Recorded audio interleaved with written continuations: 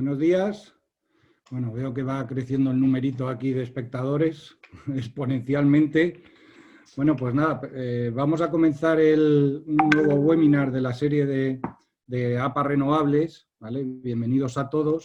Deciros que, bueno, antes de nada, desearos pues, nuestros mejores deseos de salud y salud tanto física, mental, para todos nosotros, ¿no? Ya cada vez estamos viendo la luz al final del túnel, parece que poco a poco estamos volviendo a esa normalidad, en algunos casos se dice nueva normalidad, pero bueno, dentro todavía de este estado de alarma y las medidas de confinamiento, pues seguimos poniendo en marcha pues estos webinars para, bueno, tratar de dar a conocer un poco la situación del sector, dar a conocer ciertas soluciones de tecnología, nuevas aplicaciones, etcétera, etcétera, y pues bueno, creando por un lado pedagogía, conocimiento y también pues sustituyendo pues todos esos eventos normalmente que tenemos en el sector energético en general y el renovable en particular, que no son pocos y que nos hemos visto de alguna forma ahora obligados a cambiarlos por este método. Pero bueno, parece que la cosa va bien, entre todos nos animamos, somos bastante los espectadores que solemos asistir a estas cosas. En fin, hoy había mucho interés en este webinar, algo más de 550 personas registradas. Veremos a ver, de momento como espectadores estáis creciendo ya cerca de los 300. Y nada, pues eso, deciros que hoy hablaremos pues con la gente de Price, que ahora los voy a presentar, pero el título del webinar pues lo hemos denominado como el sector renovable como eje de la recuperación. Y veremos perspectivas de mercado y agenda regulatoria. Deciros antes de nada que tenemos dentro de la herramienta Zoom, como todos ya casi todos conocéis, el chat, ¿vale? En el cual os podéis presentar, ya sois unos cuantos los que os estáis presentando. Vemos a Javier de Levitec, a alguien desde Seúl, madre mía, Álvaro, ¿será verdad? Supongo que sí, en fin. También a José Tagle, bueno, mucha gente. Podéis usar este chat para ir presentando si queréis y que el resto de panelistas pues os conozcan y sepáis algunos de los que estáis. Y luego, por otra parte, tenemos el apartado de preguntas y respuestas, ¿vale? Que es ahí donde os pediría, por favor, que lo utilicéis en el caso de, evidentemente, de si tenéis alguna pregunta para los ponentes, ¿vale? Recordar eso, que el chat lo utilicemos, por favor, para la presentación, ¿vale? Y luego preguntas y respuestas para luego a lo largo de la presentación que nos han pues Óscar, Santiago y Fernando, pues cuando acaben daremos paso a las preguntas. Y nada, deciros eso, hablaremos de esto, de las perspectivas de mercado, a ver cómo está el mercado, la mayoría de vosotros lo estáis viendo, ¿no? Los precios que estamos viendo que se están sucediendo pues fruto de, por un lado, de la baja demanda que estamos viendo, una alta penetración renovable, precios bajos, también los precios de las materias primas, pero bueno, nos lo contará seguro Óscar y Santiago en profundidad. Y luego, por otra parte, pues tenemos a Fernando Calancha, que nos contará la agenda regulatoria que tenemos por delante, que no es poca, ¿verdad? Luego nos ilustrará Fernando de lo que tenemos, pero sí que es verdad que en el sector estamos a la espera pues, de conocer buena parte de esos desarrollos que nos quedan. Antes de dar paso a los ponentes, deciros, bueno, estamos en el ciclo de charlas renovables, este webinar que iniciamos hoy vendrá seguido algunos otros más, ya hemos anunciado, para que sepáis, la semana que viene vamos a centrarnos un poco en las nuevas tecnologías, nuevos modelos de negocio también aplicados a este cambio que parece que vamos a sufrir todos, y tenemos planificados para el día 12 un webinar sobre inteligencia artificial y Big Data y cómo aplicarlo al sector renovable. Yo deciros que hasta que me han contado muy bien qué cosas se pueden sacar provecho, no creía mucho en este tema de la inteligencia artificial y Big Data. Pero bueno, deciros que eso es el día 12 y sí que va a estar muy interesante porque hay un montón de aplicaciones que no conocemos y que seguro que algunas os pudieran interesar. Y luego el día 14 hablaremos pues, un poco de los cambios en el sector energético, en particular con todo esto que nos viene por delante, los cambios en la transformación de las empresas a este mundillo digital y desde un punto de vista estratégico y desde un punto de vista práctico. Y sin más, pues yo ahora voy a dar paso pues, a estos tres monstruos, como les he llamado en algún momento en las redes sociales. Pues la verdad es que es un lujo contar con ellos tres para que nos den su visión sobre la situación que tenemos actualmente. Y nada, tenemos con nosotros a Óscar Barrero, que es socio responsable de consultoría de energía en Price, Santiago Otero, socio de estrategia de energía, y a Fernando Calancha, socio responsable pues, legal de temas regulatorios. ¿Vale? Yo no les voy a leer el currículum, pues me podría pasar aquí media mañana. La verdad es que son tres personas con mucho conocimiento, la mayoría de vosotros los conocéis. Y nada, tanto Óscar como Santiago nos hablarán un poco de las perspectivas de evolución de mercado, luego a ver cuándo pase el estado de alarma, qué es lo que nos espera y claro, y el impacto de todo esto en los precios, proyectos y en los famosos PPAs, ¿vale?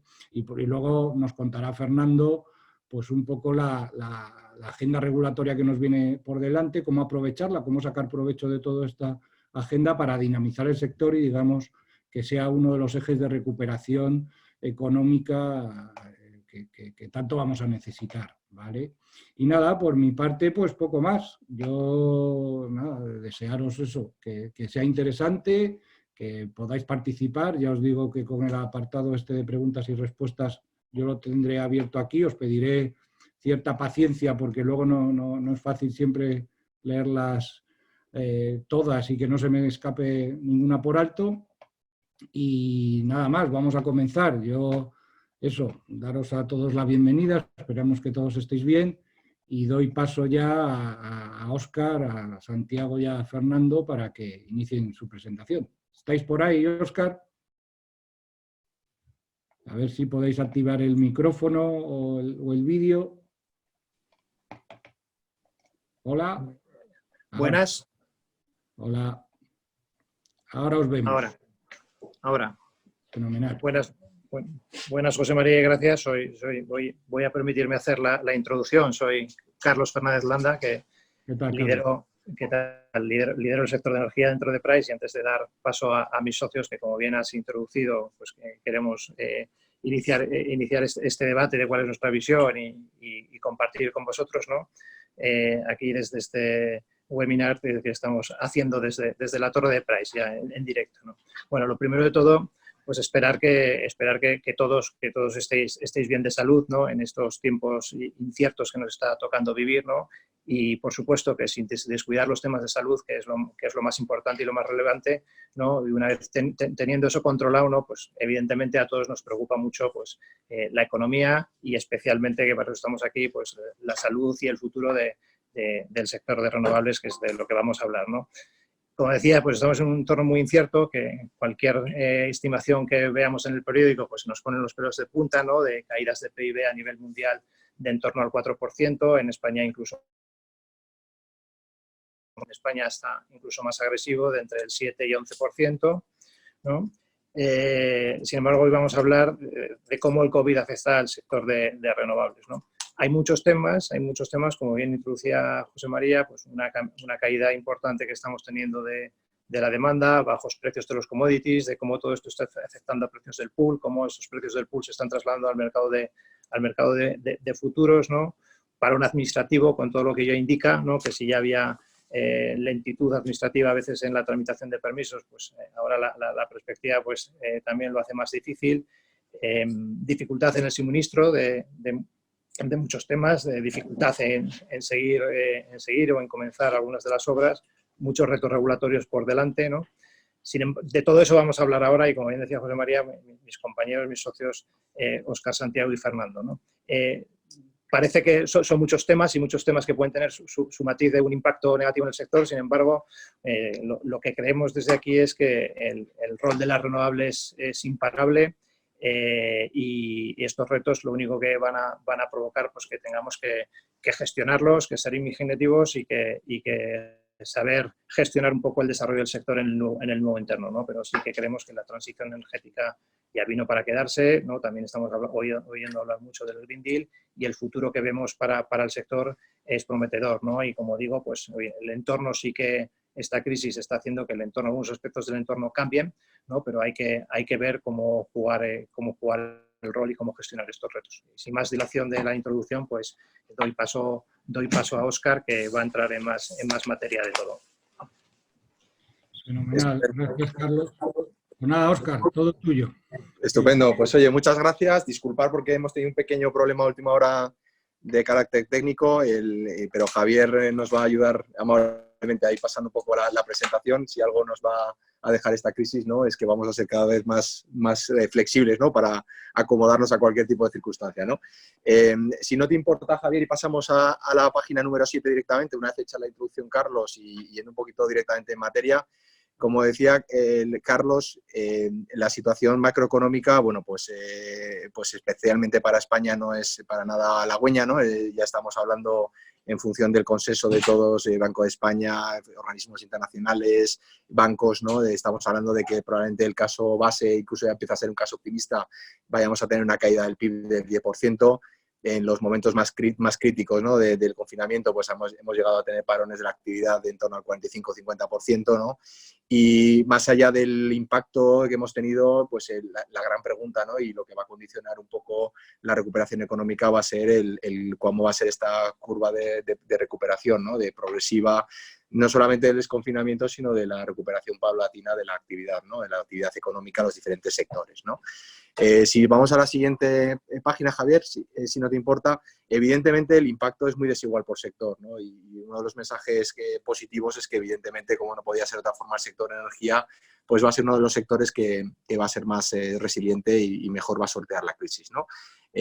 Prácticamente, como veis en esta foto, nuestra estimación de que todos los sectores van a verse negativamente impactados, pues prácticamente farma y telecomunicaciones son los únicos que se salvan, aunque venían de crecimientos mayores, sigue siendo un escenario de ralentización, pero el resto de los sectores pues estamos viendo caídas muy sustanciales, ¿no? En sectores como el transporte, turismo, automoción, pues estamos hablando de caídas por encima del 30-40%, ¿no? El sector de energía es un sector al final básico, ¿no?, para garantizar el resto de las actividades y además pues en gran parte apalancado, ¿no?, en ciertos componentes regulados, pues al final prevemos que en términos generales pues va a sortear mejor la crisis, aunque igualmente vemos una caída probablemente de su productividad, o sea, de su producción, de su contribución al PIB de en torno al 7%, ¿vale?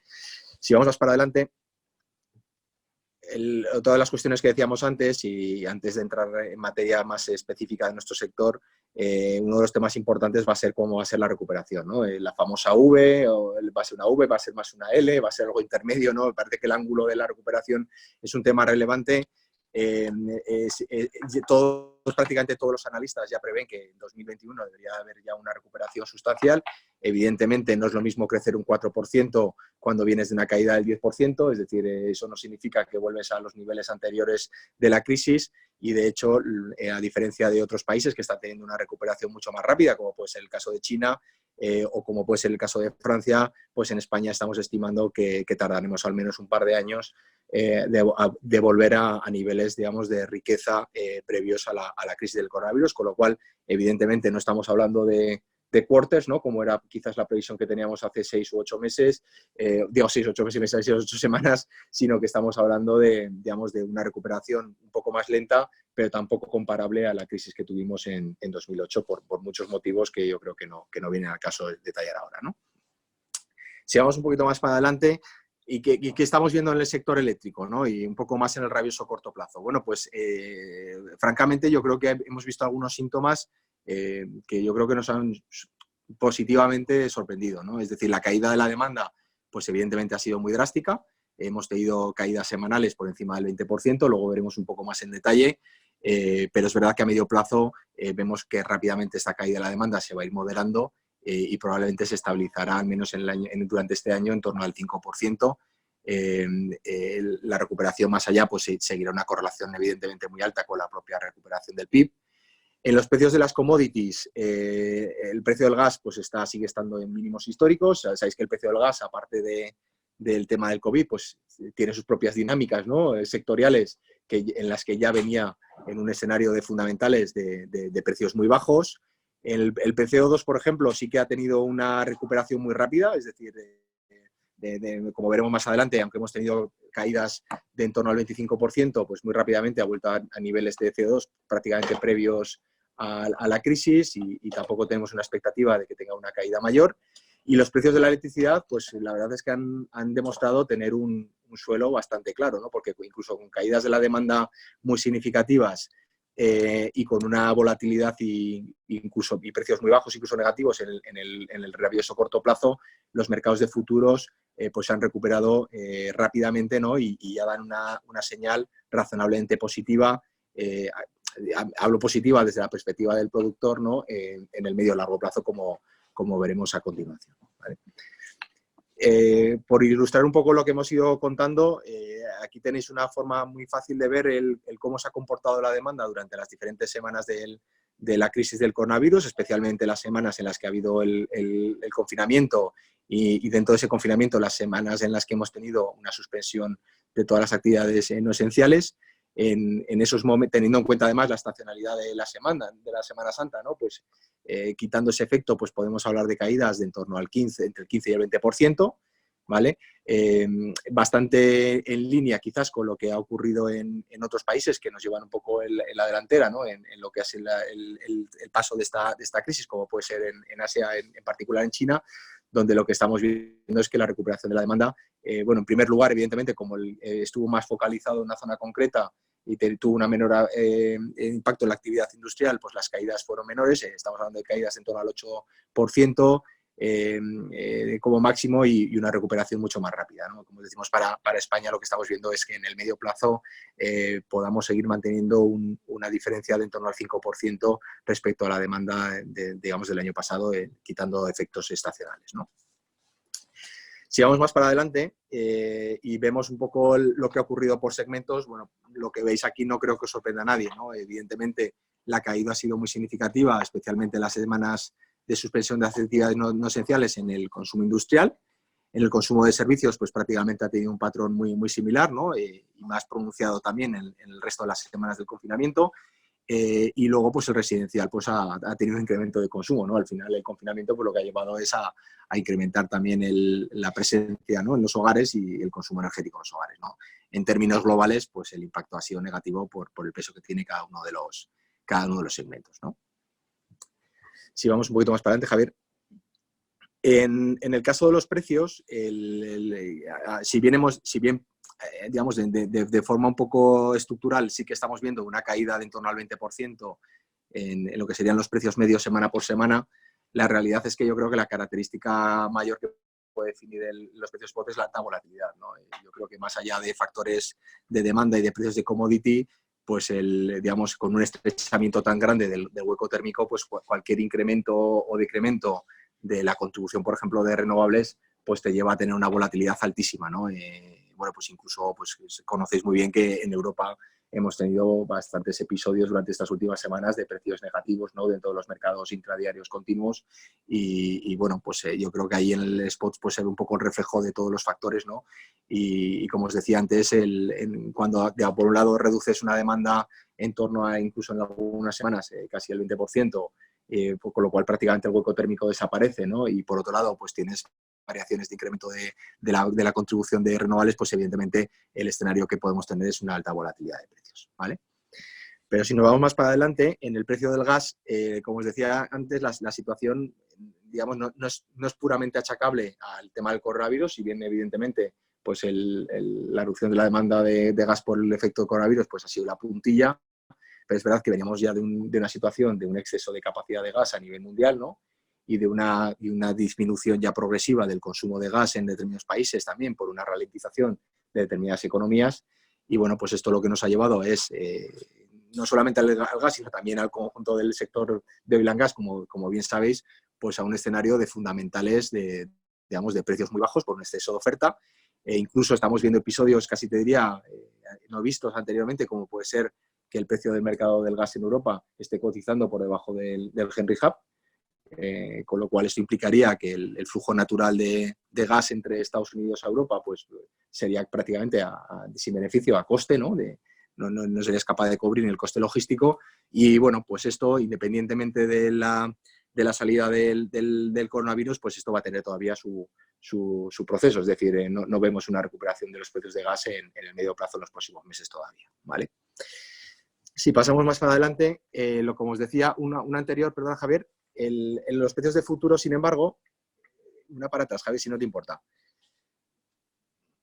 A ver, ¿puedes ir una slide para atrás? Bueno, si no, básicamente, si no, para atrás, perdona, una para atrás. Una que le estamos mostrando cuál es la cotización de los futuros, especialmente para el último cuarter del año. Exacto, esta es. Perdona, ahí, perfecto. Aquí veis un poco cuál ha sido la evolución de los futuros. Hemos seleccionado el último cuarto de 2020 y el calendar del 21 y el 22, ¿no? Como, digamos, los más sintomáticos de cómo vemos la recuperación del mercado en el medio y largo plazo, ¿no? Como veréis, en el cuarter del 2020 pues y el resto de los futuros, la recuperación ha sido rápida, es decir, prácticamente estamos ya a niveles previos a la situación de la crisis sanitaria. Y bueno, la perspectiva de precios que estamos viendo, como ahora nos contará Santi, es de una progresiva recuperación de los precios, ¿no? A expensas también de cómo se produzca esa recuperación de los precios de gas en el medio plazo, ¿no? No merece la pena que volvamos para atrás, Javi, pero había una slide que podrán ver los asistentes luego en el informe cuando tengan acceso a él, pues mostraba también la recuperación del precio del CO2, ¿no? Que veníamos de un horizonte, de un escenario de precios por encima de los 20, entre 20 y 25 euros por tonelada. Tuvimos una caída muy drástica en las semanas más duras del confinamiento, bajando prácticamente a los 15 euros por tonelada, y ya volvemos a estar por encima de niveles de los 20 euros por tonelada, ¿no? Con lo cual es otra señal también relevante, ¿no? De cuál es la perspectiva de recuperación de la actividad industrial y, por lo tanto, del déficit de derechos en el comercio de emisiones, ¿no? Y si vamos para adelante, ahora mi compañero Santiago nos va a sacar la bola de cristal, ¿no? Y nos va a dar un poco la visión de cuál es la expectativa que tenemos de comportamiento de los mercados en el medio y largo plazo y cómo puede afectar eso a las dinámicas de los proyectos, ¿no? Que, como bien sabéis, cada vez son más merchant, ¿no? Y con menos componente regular. Fenomenal, Óscar. Pues nada, bienvenido, Santiago, y adelante. Parece interesante esto, ¿eh? Suena bien lo que nos cuentas. Muchísimas gracias a todos por vuestra asistencia. Si queréis, la idea en las próximas diapositivas es, como ha comentado Óscar, hacer un ejercicio de intentar ver hacia adelante y cómo vemos nosotros el sector y los retos que se van a enfrentar. En esta diapositiva que estáis viendo, lo que hemos hecho es básicamente daros nuestra visión de cómo vemos el precio del pool en el corto, medio y largo plazo, si queréis. Yo creo que aquí hay bastantes mensajes y más allá de lo que refleja esta gráfica, que ahora comentaré un poco más en detalle, lo que también creo que es importante es hacer un ejercicio de oye, qué hipótesis estamos teniendo en estas proyecciones, y que cada uno juzgue las hipótesis y en base a ello pues podamos tener una cierta discusión alrededor de ellas, ¿no? Si queréis, el primer mensaje fundamental, o el primero de ellos, sería que nuestra visión es que el precio del pool ya está alcanzando el mínimo. Es decir, nuestra perspectiva es que el pool debería empezar a recuperarse en la segunda mitad de este mismo ejercicio 2020. Cuando nosotros hemos modelado en nuestro modelo de proyección los escenarios de pool con las hipótesis de demanda un poco que se deducen del escenario macro, y un poco también en base a la visión que tenemos de las commodities, que ahora os detallaré un poco, pero básicamente están alineadas con una recuperación de los precios en el corto plazo. Lo que nos sale, pues básicamente sería esta foto que tenéis, ¿no? Que sería cerrar posiblemente el ejercicio 2020 con precios medios en el torno de los 32-34 euros megavatio hora, y con una recuperación en el año ya 2021 que debería estar cercana a los 40-42 euros megavatio hora, que está bastante alineada, si queréis, con los precios de futuros que estamos viendo ahora mismo en el mercado. Y esto ocurre en un escenario bastante agresivo y negativo en términos de los subyacentes, es decir, en un escenario donde estamos viendo que posiblemente la demanda eléctrica agregada de este año pues caerá en torno al 7% en base anual respecto a 2019, y con una recuperación que también está en torno al 4% para 2021, y todavía con precios de las commodities, por poner un ejemplo, en el precio del gas, pues posiblemente en el año 2021 todavía en el entorno de los 15 euros el megavatio hora. Entonces, aún así, a pesar de estas hipótesis, pues lo que estamos viendo es que los precios deberían tender a recuperarse. Y nosotros lo que estamos preveyendo es que lo que sería el nuevo escenario, un escenario de normalidad, por usar como referencia el concepto de normalidad, ver un pool más en torno a los 45 euros el megavatio hora, pues deberíamos estarlo viendo más cercano al año 2022, 2023, que es lo que un poco reflejamos en la gráfica. A mí me gustaría también hacer un comentario, que es que si bien esta es un poco nuestra percepción, si uno lo compara con las perspectivas que había en el sector hace no tan poco tiempo, pues claro, el impacto es salvaje. Y ahora hablaremos cómo esto también está afectando un poco al desarrollo de las renovables, ¿no? O sea, si viéramos un poco cómo era la foto del mercado en 2019, que no se hace tanto tiempo, un poco antes de verano, antes de que ya empezara a bajar el ciclo bajista, pues estábamos con precios del pool que estaban más en torno a los 50 euros y se esperaba un poco lo que pensábamos hasta hace 8 meses posiblemente era un escenario, pues posiblemente los próximos 2 o 3 años de precios alcistas, ¿no? O por encima de los 45 euros megavatio hora. Por lo tanto, esto es un shock para el sector y evidentemente ahora mismo pues todas las compañías y especialmente las renovables también se tienen que adaptar a esta nueva realidad. Y por último, antes de pasar a la siguiente diapositiva, también me gustaría mencionar que estamos viendo esta foto en un escenario de tormenta perfecta, porque si bien el COVID nos está impactando, sobre todo por el lado de la demanda y por el lado de las commodities, este año también ha sido un año que en términos de hidraulicidad y en términos de recursos eólicos está siendo un cuarter bueno. Por lo tanto, estamos achacando también al COVID toda la caída, pero una parte significativa también de esa caída pues la estamos viendo a factores pues, más de clásicos del mercado eléctrico, como son pues, factores más climáticos. Yo creo que si pasamos un poco a la siguiente diapositiva, un poco aquí en esta diapositiva lo que hemos intentado resumir es fundamentalmente cuáles son los retos que vemos nosotros para el sector de las renovables en corto plazo, es decir, durante la crisis del COVID y esperemos que en el cortísimo plazo, cuando ya hayamos superado la epidemia, que yo creo que si se cumplen las previsiones, pues deberíamos estar ya en una situación de desescalada durante este mes y esperemos que podamos alcanzar este nuevo concepto que nos está intentando vender de nueva normalidad, que es una situación anormal, pero que la llamamos nueva normalidad pues en el corto plazo. Y nosotros, si queréis, las hemos dividido en estos cuatro elementos. Si queréis, hay un primer elemento que es el retraso de la puesta en marcha de los proyectos renovables que estaban esperados para alcanzar COD en este ejercicio, en el año 2021. Ahora elaboraremos sobre ese punto. Aquí hay muchos elementos que se juntan, pero el elemento fundamental, si queréis, es un retraso administrativo y si queréis, una dificultad incluso para poder progresar en la propia construcción de los parques y especialmente en algunos sectores como el sector fotovoltaico, pues también durante el primer cuarter pues también se vieron afectados proyectos por el hecho de no tener acceso a los paneles que venían fundamentalmente desde Asia. Eso evidentemente va a generar un retraso muy significativo en la puesta en marcha de nuevos proyectos, sobre todo si nos comparamos con los casi 6 gigas que fuimos capaces de meter en el sistema en el 2019. Luego, hay un segundo elemento que evidentemente está condicionando al sector, que es la nueva situación, el nuevo punto de equilibrio que surja alrededor de los mercados del PPA. España había sido un mercado tremendamente activo en esta nueva forma de estructurar proyectos renovables, dada la competitividad del sector en España versus los precios mayoristas de la electricidad. Se ha desarrollado un mercado bastante sano, donde un poco más adelante tenemos los datos. Con habíamos identificado hasta 6 gigavatios de potencia renovable que se deberían estructurar a través de acuerdos ya establecidos con PPAs.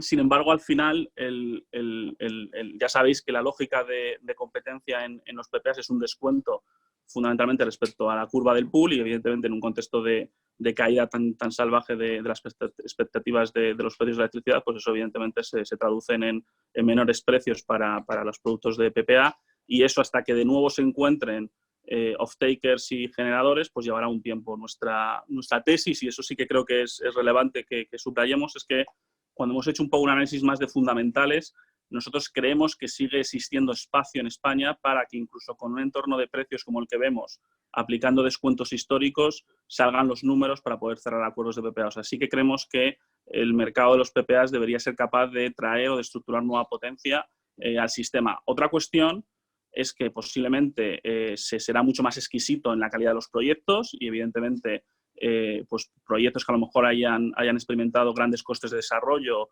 motivados por la inflación de precios que hubo en el 19 y que tengan fundamentales peores, pues posiblemente ahora será más complicado estructurarlos. Es decir, el mercado se va a volver mucho más restrictivo en ese sentido. pero por lo menos nosotros con los niveles de CAPEX que estamos viendo, con desarrollos razonablemente bien pagados y con las curvas que estamos viendo y con los descuentos históricos, sí que vemos que hay margen para que se puedan estructurar proyectos. El tercer elemento, si queréis, que queríamos comentar con vosotros, tiene más que ver con el hecho de el impacto que está teniendo esta coyuntura de precios en los activos operativos, sobre todo los que tienen una remuneración, todavía tienen una remuneración regulada relevante, ¿no? Entonces, aquí, si queréis, el principal mensaje es que posiblemente pues, en estos próximos años va a haber ciertas tensiones en tesorería. Una parte está asociada a los parámetros retributivos que el Gobierno puso para el próximo periodo 2020-2023. Evidentemente, ese ejercicio lo hizo con una referencia de precios de pool que no es la que va a asistir el sector en el corto plazo.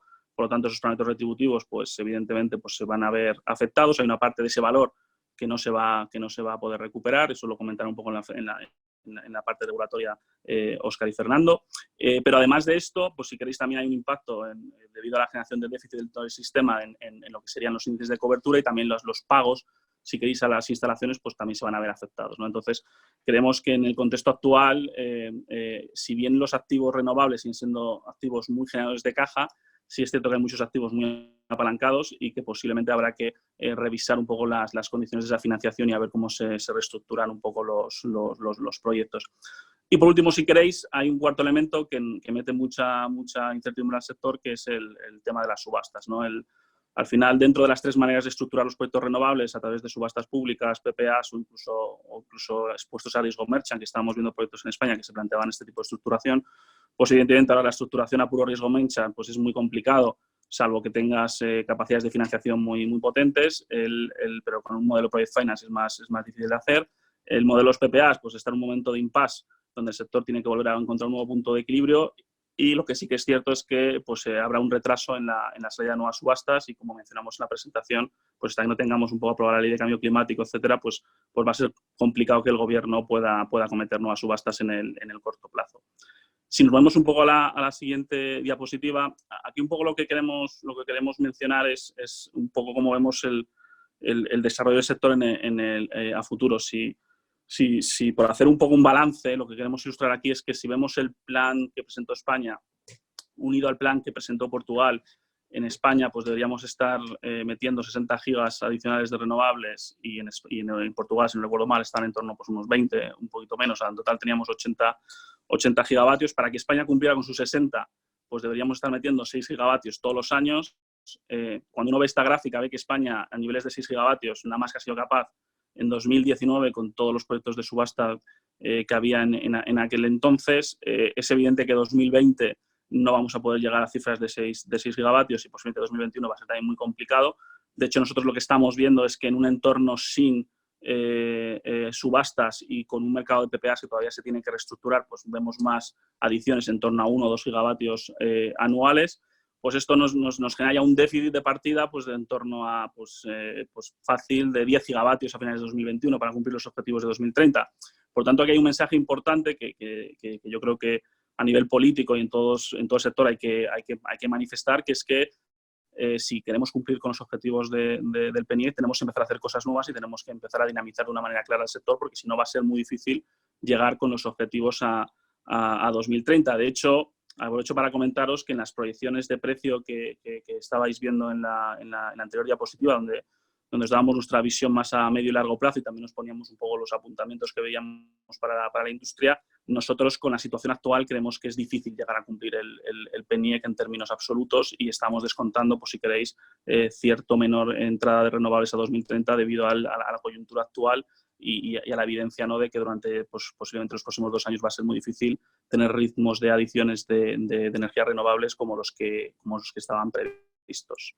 Si nos vamos un poco a la siguiente diapositiva, aquí queríamos tratar un poquito el tema de los mercados de los PPAs, ¿no? Como os comentaba, el mercado de los PPAs hasta prácticamente el primer cuarto de 2020 estaba en pleno apogeo. Nosotros habíamos identificado hasta 6 gigavatios de proyectos estructurados y se habían anunciado con estructuras de PPA. Es cierto que muchos de ellos todavía tenían pendiente el cierre financiero, pero evidentemente había un buen ritmo. De hecho, es cierto que se había priorizado la financiación de los proyectos de subasta, pero los proyectos de PPA bien estructurados pues, tenían una razonable visibilidad y había buenas perspectivas de que pasaran de esos cierres de acuerdos a la financiación. Fundamentalmente, como conocéis, este ha sido un mercado que fundamentalmente ha estado movido más por las comercializadoras independientes, con cierta exposición de algunos corporativos. Como veis, hay un poco la distribución. Y si queréis, la situación que nosotros veíamos hasta ahora había un cierto acuerdo marco en términos de precio, es decir, podía haber una discusión, pero yo creo que más o menos los agentes se sentían confortables con los niveles de precio y las estructuras de pricing, ya fueran de fijas o de descuento sobre pool que había en el producto.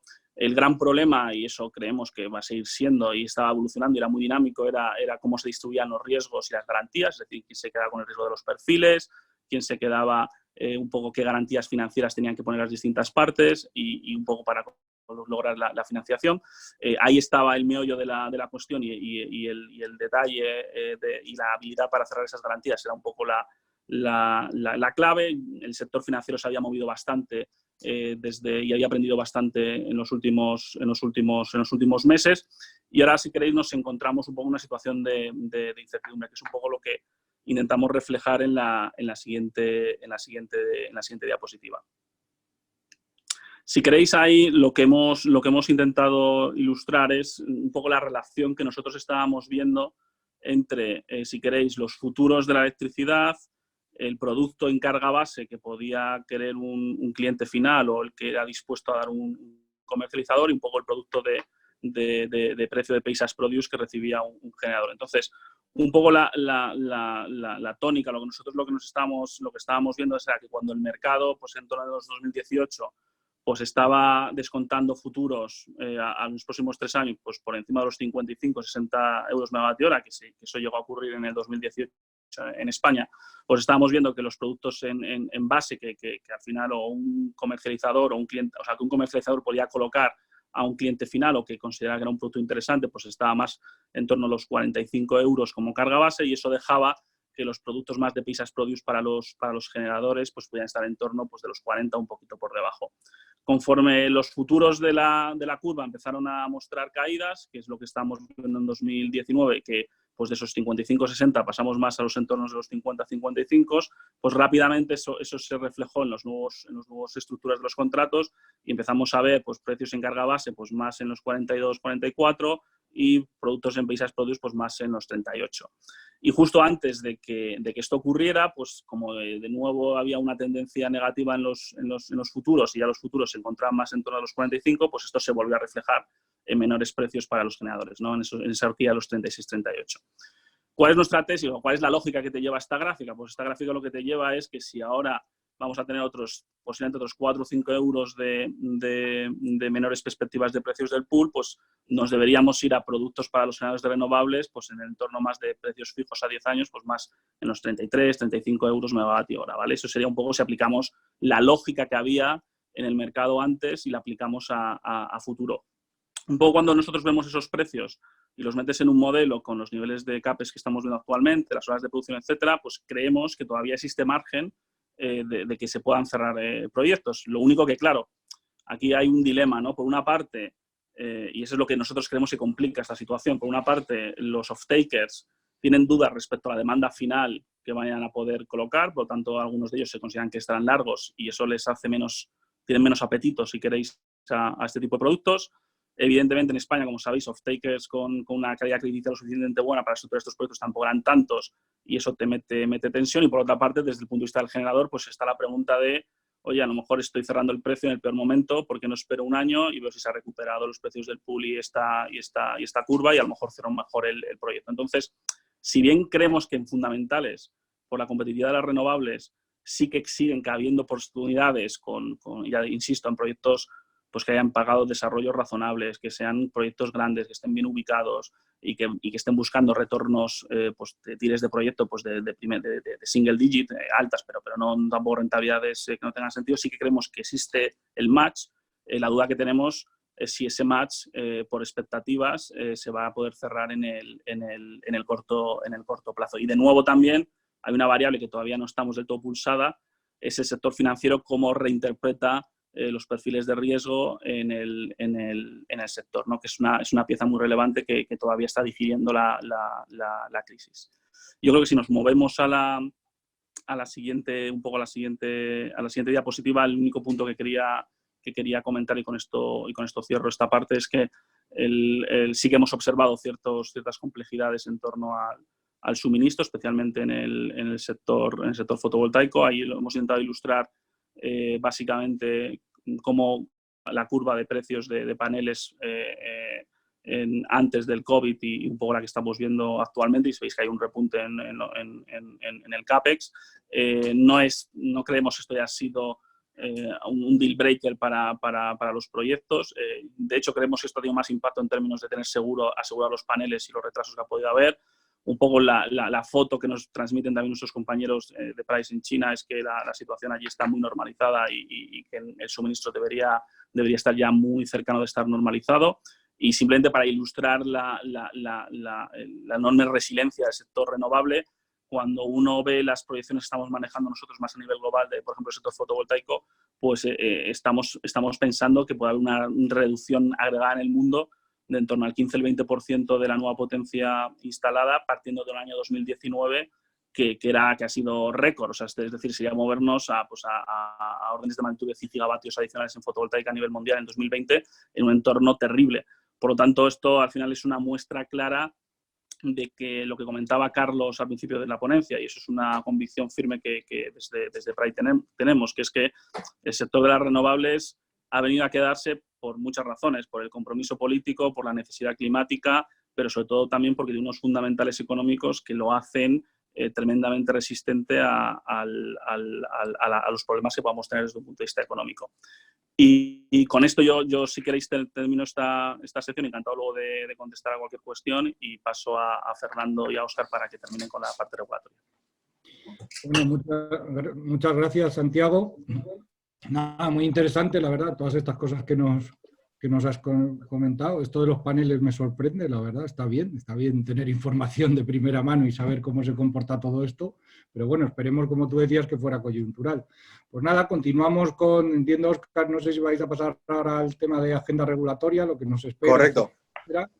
Nada, te doy a ti la palabra y luego entiendo que le toca a Fernando. No es poca, ¿verdad?, la agenda regulatoria que tenemos por delante, y sobre todo si queremos que este sector sea sobre el que se asiente parte de la recuperación económica. La verdad es que estamos necesitados de cuanto antes tener regulación encima de la mesa y orden en el sector, ¿verdad?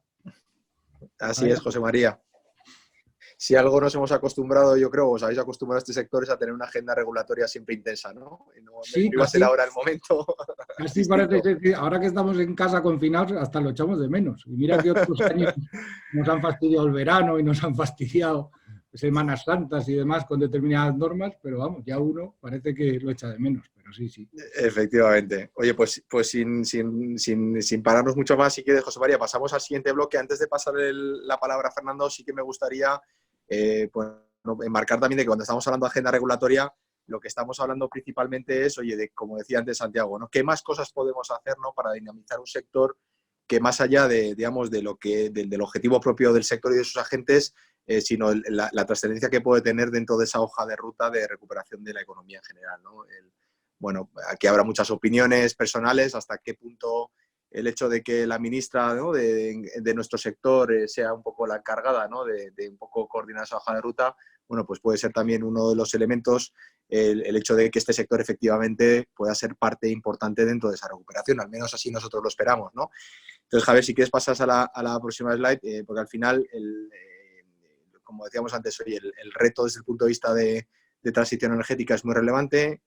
En términos de instalación de las renovables, pues estamos hablando de torno a 60 gigas, que es un reto importante, pero también para que esto suceda, pues hay que resolver una serie de problemáticas, algunas de las cuales tienen que ver con la agenda regulatoria, ¿no? En mejoras de proceso administrativo, temas de financiación, cambios en mercado eléctrico, mercado mayorista me refiero, cómo podemos darle esto una mayor planificación, ¿no?, y digamos que haya una contribución del sector mucho más sostenible, y luego pues una coordinación en general de todos los agentes implicados, ¿no? En todo esto, evidentemente, el tener un marco regulatorio que lo facilite, pues puede ser un tema fundamental, porque además el premio que podemos tener es muy importante, ¿no? Y si pasamos al siguiente slide, Javier, y simplemente por darle ese punto también de mayor optimismo, cuando hablamos del Green Deal a nivel general, especialmente en Europa, ¿no?, lo que estamos hablando es de que este sector puede ser una de las esperanzas, ¿no? Para que esa recuperación sea lo más rápida posible y lo más sostenida en el tiempo. Hablamos de cantidades de inversiones que ya se nos escapan a todos, ya no somos capaces de valorar. Hablábamos de más de 500.000 millones de euros de compromiso de aportación de fondos hasta 2030. En IRENA están hablando de 30 billones de los españoles, no de los americanos, de dólares de inversión de renovables hasta 2050. La Organización Internacional del Trabajo habla de que esto puede generar hasta 2 millones de trabajos netos en Europa, de los cuales pues, pueden llegar a ser 500.000 empleos en España. Con el impacto que va a tener esta crisis y el coronavirus, pues imaginémonos todos, ¿no? Lo que puede suponer la creación de 500.000 empleos netos adicionales, con lo cual, en definitiva, el premio es muy grande y no lo podemos dejar, ¿no? Es decir, tenemos que ir a por él.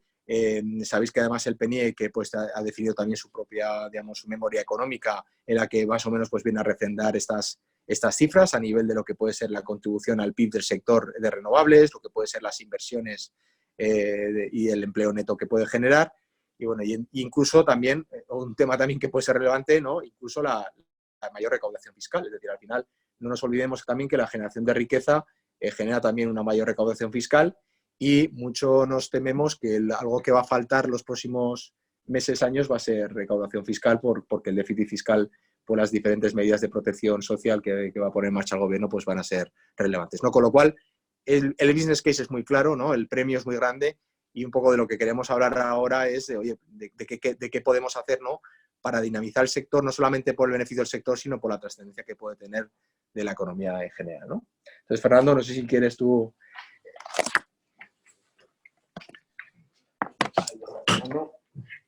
Sí, buenos días. José María, muchas gracias por la invitación. Un gusto estar en APA con vosotros. Veo que en los asistentes hay muchos amigos conocidos. Aprovecho para saludarles y para desear a todos los que están, pues oye, que se encuentren bien y que paulatinamente vayamos recuperando esa tan ansiada normalidad, ¿no? Normalidad a la que nos va a llevar el devenir de la propia regulación en el ámbito energético, porque seguro que vosotros también, yo lo noto, ya hay cierto movimiento un poquito más intenso que el que había habido. Nunca ha dejado de haberlo, pero ya empieza a haber una mayor normalidad en general dentro del sector y por lo pronto en el despacho así lo estamos percibiendo. Los despachos no dejan de ser también un termómetro de la realidad y nosotros vemos que en regulación, tal y como anunciaba y decía José María, vamos a estar entretenidos. Va a haber regulación. Estamos en un momento, yo creo que bastante constructivo, ¿no? Se dan dos circunstancias. Evidentemente, una apuesta decidida por la transición ecológica, una apuesta para que sucedan todas las inversiones, y esto requiere una actuación positiva de la Administración. Y luego también, teniendo una visión un poco más holística y no solo respecto a las renovables, podemos ver que ha habido sacrificios del sector eléctrico en pos o en beneficio de otros sectores. Por ejemplo, el industrial, la comercialización y la distribución han tenido y van a tener que hacer una serie de esfuerzos, y esto se hace a través de regulación y necesariamente tendrán que salir también adelante, y esto también será con regulación. El tan temido déficit es algo que a priori no aparecerá a corto plazo, pero el déficit siempre ha traído regulación, ¿no? Con lo cual, y luego, por otro lado, nosotros, y en el despacho lo vemos, temas de financiación, operaciones, M&A, es decir, vamos a estar indudablemente entretenidos, ¿no? No se trata en esta webinar de hablar de las medidas adoptadas en el COVID. Yo creo que todos, a través de este invento magnífico que son los webinars, ya hemos aprendido mucho de la nueva regulación, ya hemos tenido ocasión de enfrentarnos a ella. Se trata de ver los pasos siguientes, hacer un poco de prospectiva, en este caso jurídica, para ver qué podría suceder como consecuencia de la normativa que se ha aprobado y por dónde deberían soplar los vientos, ¿verdad? Aquí hemos elegido, en definitiva, entre todos 5 aspectos sobre los que creemos que va a haber importantes cambios y que tenemos que estar necesariamente alerta, ya no solo para aprovechar alguno de ellos, para evitar otro de ellos. Ya hay un 6º aspecto que no lo tenía puesto porque era un tema que estaba suspendido, pero que se ha reactivado. Y es el tema del acceso y conexión, que como sabéis es un tema crucial dentro del sector energético, crucial dentro del sector de renovables también, y el debate se ha reabierto. Sabéis que se ha repetido, y si no lo sabéis lo comento porque está colgado incluso ya en la página de la CNMC, la propuesta de circular de acceso y conexión con algunas correcciones después de esa conciliación que ha habido con el Estado, la tiene encima de la mesa el Consejo de Estado y ahora comentaremos las líneas generales sin que hayamos podido hacer un análisis profundo de la materia, ¿no? Pues bien, en cuanto a la agilización de los procedimientos administrativos, a mí me gustaría comenzar señalando un poco la situación de partida que tenemos en una suspensión de plazos administrativos. Desde un inicio, nosotros en PwC considerábamos que esto no suponía ni la paralización de la administración ni la paralización de los procedimientos, simplemente una suspensión de los plazos que están en el tejado del administrado, por decirlo llanamente. ¿Qué es lo que hemos encontrado? Unas aplicaciones absolutamente diversas, incluso no solo divergentes, sino contradictorias algunas de ellas. Cada uno está haciendo lo que le da la gana, perdón por la expresión, pero es que es lo que vemos dentro de la actuación de las administraciones públicas, ¿no? Es difícil que vaya a haber alguna regulación que aclare o despeje este camino para las renovables, pero sí creemos, y esto estamos viendo cómo paulatinamente se están agilizando los procedimientos administrativos y individualizadamente la administración está abriendo la mano a una interpretación un poco más flexible de esta suspensión de plazos, cuando en algunos casos se había hecho una interpretación muy estricta. Valga como ejemplo una circular del Ministerio de Justicia de finales de marzo que pedía a los secretarios judiciales que tramitaran procedimientos judiciales, incluso que dictaran sentencias y que se notificaran las sentencias. Es decir, todo aquello que no esté sujeto a un plazo, en este caso procesal, debería reactivarse. Yo creo que no se puede aplicar una solución distinta dentro de la tramitación administrativa. Tienen que haber cambios en el procedimiento administrativo. Me gustaría que, si puedes ir a la slide siguiente, José María, esto refleja de una manera muy gráfica, no me voy a detener demasiado, cómo es normativamente la duración de un procedimiento administrativo y cómo es en la realidad.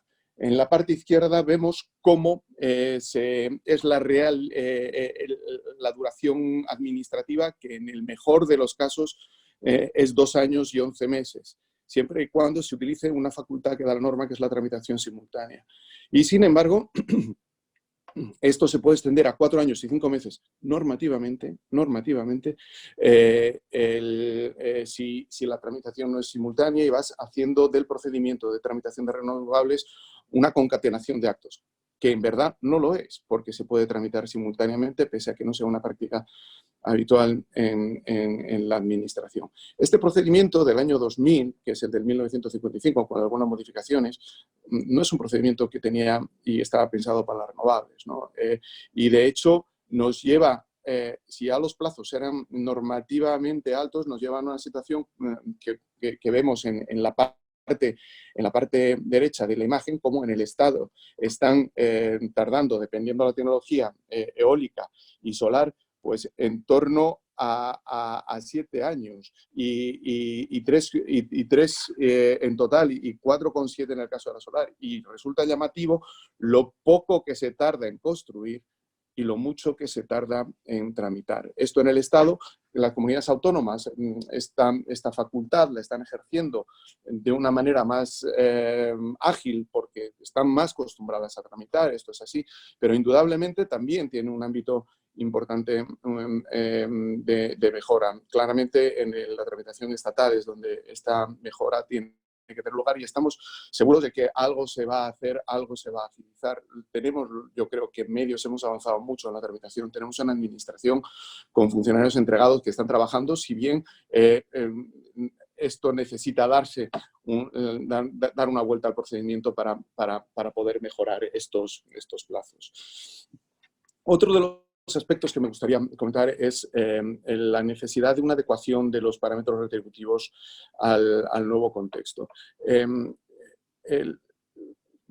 El mensaje de estabilidad yo creo que hay que continuar dándolo, ¿no? Es la seguridad, una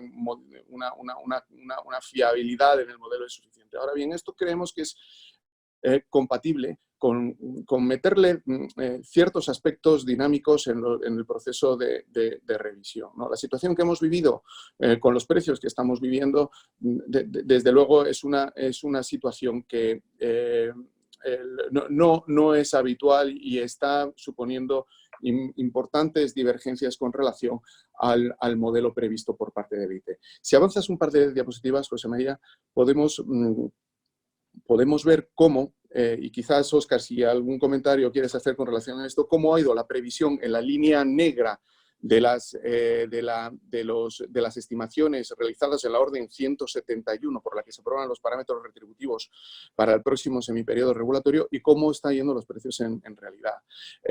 Y la enorme distorsión que incluso se puede producir como consecuencia de la aplicación de los límites, ¿no?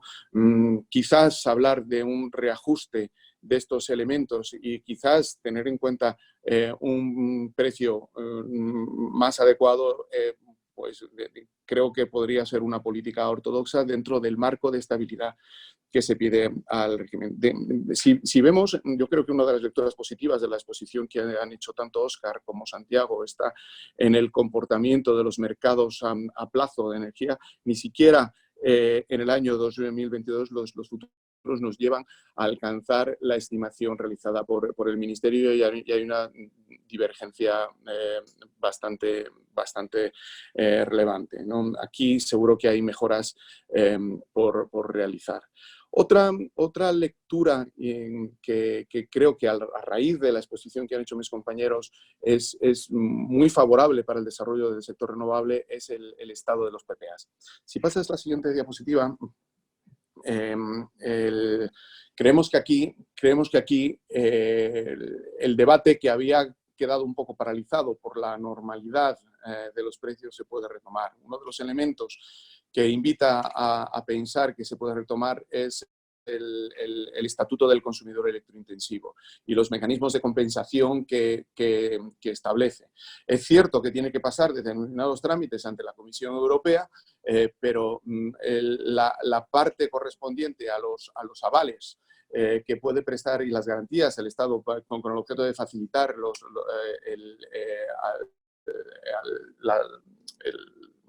la solvencia del off-taker, unido a las medidas en las que se pueden establecer con relación a los cargos, pueden dar lugar a un fortalecimiento de los PPAs. Es decir, el fomento de la contratación a plazo creemos que sigue siendo un punto importante dentro del futuro que nos vamos a encontrar dentro del sector renovable y una palanca importante para garantizar la realización de los proyectos, ¿no?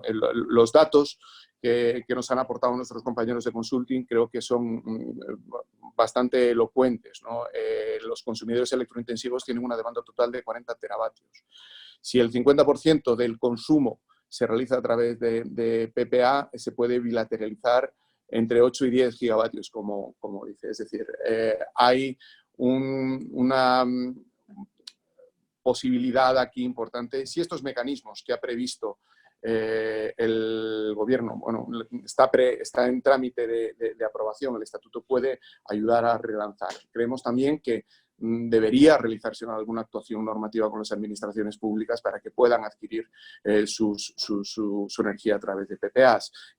Hay obstáculos administrativos importantes, pero esto ayudaría también a dinamizar el sector renovable. Ojalá podamos ver ese apoyo, porque creo que sin un gasto relevante ni del sistema ni del presupuesto se puede garantizar la viabilidad de muchas inversiones. Si pasamos a la siguiente diapositiva, bueno, antes de hablar de la circular de acceso y conexión, permitidme un segundito que se me ha ido la pantalla. Sí me gustaría hacer una breve referencia y hacer dos reflexiones con relación a dos aspectos que son de suma actualidad. En primer lugar, la suspensión que existe de la libertad de inversiones extranjeras. Sabéis que el Decreto Ley 8/2020 introdujo una modificación dentro del artículo 7 bis de la Ley de Inversiones Extranjeras y sometió a un procedimiento de autorización todas aquellas inversiones directas y algunas inversiones indirectas que se realizan en empresas del sector energético en su conjunto. No digo la locución entera de la norma, pero en definitiva afecta a todas las actividades incluidas dentro de la ley del sector eléctrico, con lo cual da igual que estemos transmitiendo las acciones de una utility muy relevante que si estamos transmitiendo las acciones de una fotovoltaica de 100 kilovatios, tiene que pasar por este procedimiento de autorización. Esta medida podría entenderse como temporal porque viene un decreto ley al amparo del estado de alarma y porque en el propio decreto ley el 11/2020 se establecía que por la mera acuerdo del Consejo de Ministros se levantaba esta medida, ¿no? Ahora bien, todos somos conscientes de las razones por las que se ha puesto esta limitación.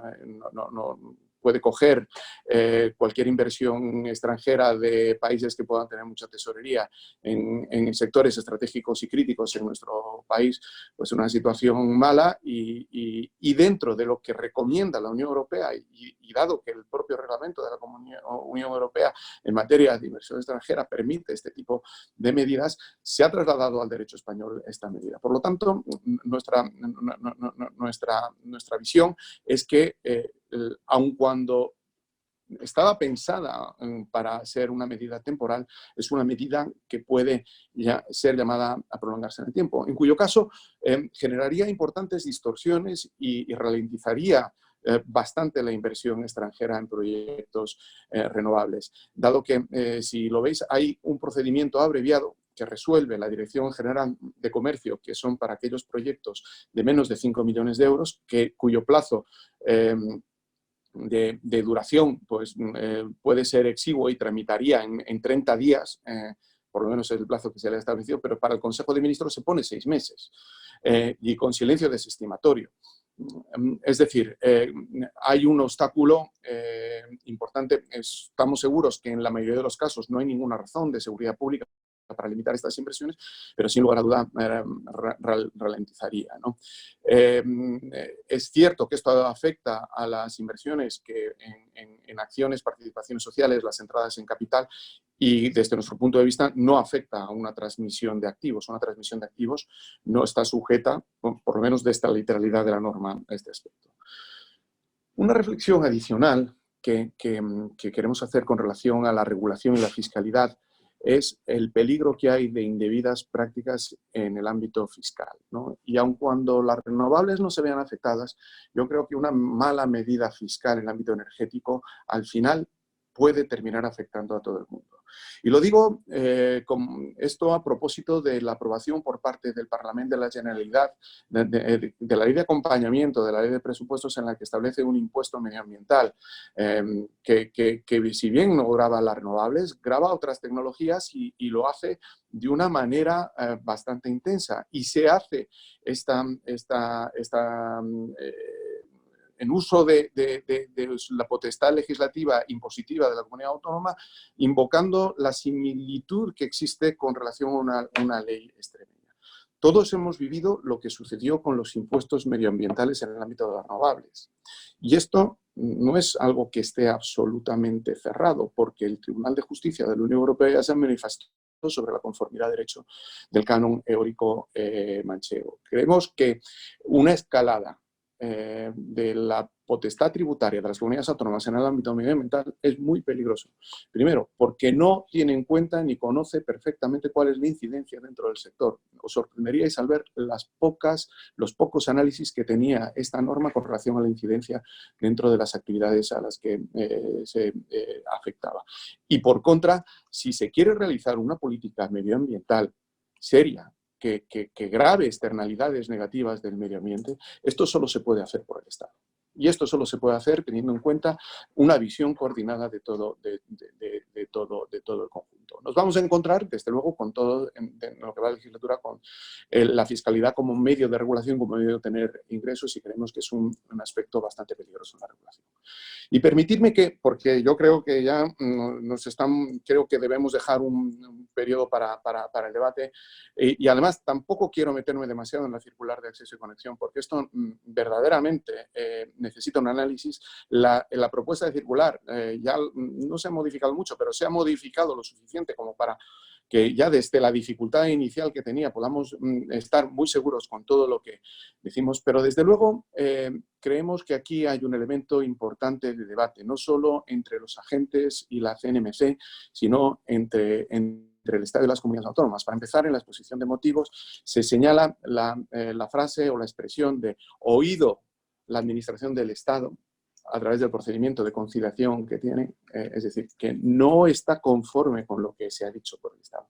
Se ha ajustado en algunos aspectos, pero podemos atisbar en la regulación que no se ha hecho caso a todo lo que ha dicho el Estado. A mí me gustaría llamar la atención sobre una de las expresiones que utilizan, está en la diapositiva. La propuesta establece el marco general del procedimiento, pero cuando se refiere a la normativa del Gobierno se refiere a las excepciones a los criterios generales mediante el establecimiento de singularidades orientadas a varias cosas, seguridad de suministro, política energética. Vamos a ver. Estamos en una competencia compartida entre el Estado y las comunidades autónomas, perdón, entre la CNMC, en el que la parte de competencia que le corresponde al Estado es una competencia exclusiva. Es decir, no hay una legislación general sobre el acceso a conexión y una excepcional del Estado. Hay una legislación en unas materias del acceso a conexión de la CNMC y otra que es del Estado. Y al Estado le corresponde regular este acceso cuando tiene por objeto la penetración de la renovables. Lo digo porque yo creo que la circular de la CNMC no merma la competencia regulatoria del Estado, eso desde luego, que además tendrá que retratarse ahora cuando tenga que aprobar el reglamento sobre sobre el acceso y conexión en la parte que le corresponde, y además creemos que la regulación que tiene que aprobar el Estado no es una regulación excepcional. Es más, es la regulación general en el ámbito de la penetración de las renovables. Y si empezamos de esta premisa, hay muchos aspectos de la circular que pudieran ser discutibles porque están sometiendo las renovables a un procedimiento general que tampoco queda muy claro. Porque, para empezar, en esta diapositiva os muestro el listado de cuáles son las competencias del Estado, cuáles son las competencias de la CNMC. Y en las competencias del Estado, el Estado tiene la totalidad de la facultad regulatoria. Y no la tiene la CNMC, con lo cual la circular no es general con relación a estos temas. Se dice desde un juicio y análisis preliminar, pero creemos que esto es un juicio importante para lo que nos vayamos a encontrar después. Si pasamos ya a la última diapositiva, simplemente he querido destacar que se consolida la desaparición del interlocutor único de nudo. Hay un aspecto que creemos que es importante, que antes se definía qué es lo que es una única instalación a los efectos del acceso y conexión. Ahora lo cambia, pero dice que sí se tendrá en cuenta los efectos de dar el acceso y conexión. Y este aspecto es importante para la hibridación. Y también el último párrafo que hace referencia a la potencia complementaria, que si bien había posibilidad de una mera modificación del acceso a conexión para dar pie a una hibridación, en la actualidad parece que sí, conforme dice la CNMC, sería necesario un acceso o permiso de acceso a conexión. Aspecto que, insisto, sigue siendo competencia del Estado. No es algo que le corresponda cerrar completamente a la regulación a la CNMC. Y luego establece el criterio de prelación temporal. Y las subastas. Sigue estableciendo las subastas. En la izquierda vienen los supuestos en los que se manifiestan. Hay que hacer un enjuiciamiento global de esta situación, ¿no? Desde luego hay una incertidumbre importante porque no dice ni qué tipo de subastas. Se intuye que son quien ofrece dinero, pero tampoco se dice más allá. Y como dicen, el demonio estará en el reglamento, en el desarrollo. Ya veremos cómo se manifiestan estos aspectos. Pues bien, esto yo creo que ha sido un repaso de los temas que vemos más candentes en el presente momento y quedamos a vuestra disposición. Bueno, muchísimas gracias, Fernando. Son muchos temas, son muchas preguntas las que hay, pero bueno, antes de pasar a las preguntas, muy rápidamente, ¿vale? Bueno, pediros disculpas por el tema este electrónico de cómo hemos tenido que pasar las diapositivas y demás, por temas de estos de hacerlo a distancia y motivos de seguridad, pero bueno, ha ido bastante fluido. Cuando habéis oído varias veces nombrar el nombre de Javier, que está ahí en la sombra, es uno de esos iconos que se ve ahí, es el director de comunicación de APA, que es el que ha estado dándole al botón para pasar las preguntas, ¿no? Que tanto todos los panelistas les han usado. Pero bueno, que sepáis que Javier no es un ente por ahí perdido, sino es parte del equipo de la asociación. Insisto en que mandaremos las presentaciones, ¿vale? El PowerPoint que han hecho Óscar, Santiago y Fernando, junto con el vídeo de la sesión, y luego en el PowerPoint también tendréis el contacto de los ponentes, ¿vale? Lo digo porque yo ahora voy a lanzar las preguntas. No las podré hacer todas porque son muchas, he intentado de coger algunas las más representativas y demás, pero tendréis el contacto de los ponentes por si queréis preguntarles luego en particular. Deciros, bueno, son muchos amigos, como decía Fernando, los que se han conectado. Alberto Carbajo lo tenemos por aquí, José María González Vélez también lo tenemos, Jorge Edo, Daniel Fernández, Alberto Martín, muchos amigos que nos acompañáis hoy, os lo agradezco. Hemos llegado a ser más de 350 participantes, con lo cual muy bien. Y nada, también muchas empresas, Norvento, Astia Renovables, DISA Renovables también se han conectado, Aserta, Yere, todas socias de APA. Hay algunas que no son socias, que se lo perdonamos, porque seguramente que rectificarán pronto. Pero bueno, oye, no, daros las gracias a todos. Y solo hacer dos comentarios sobre lo de Fernando, acceso y conexión, un tema que nos preocupa mucho en la asociación, lo hemos seguido, como decía Fernando, ayer conocimos este nuevo borrador, veremos a ver, ¿no?, qué dice el Consejo de Estado en relación a lo que tú comentabas de las competencias de cada uno, el Ministerio y la CNMC, pero estamos expectantes porque sí que es verdad que es una norma más que necesaria. Y en los parámetros retributivos lo mismo, de lo que decías tú, Fernando, intuía yo que a lo mejor, y una de las propuestas que le ha hecho APA al Gobierno, pudiera ser que se revisaran de forma anual, ¿no? Es decir, no esperar a los 3 años para que veamos esa actualización de precios, porque lo hemos visto en vuestra presentación, de 54 euros que preveía esa orden a los 30,61 me parece que teníamos hasta abril, con lo cual es muy duro la diferencia que tenemos entre uno y otro.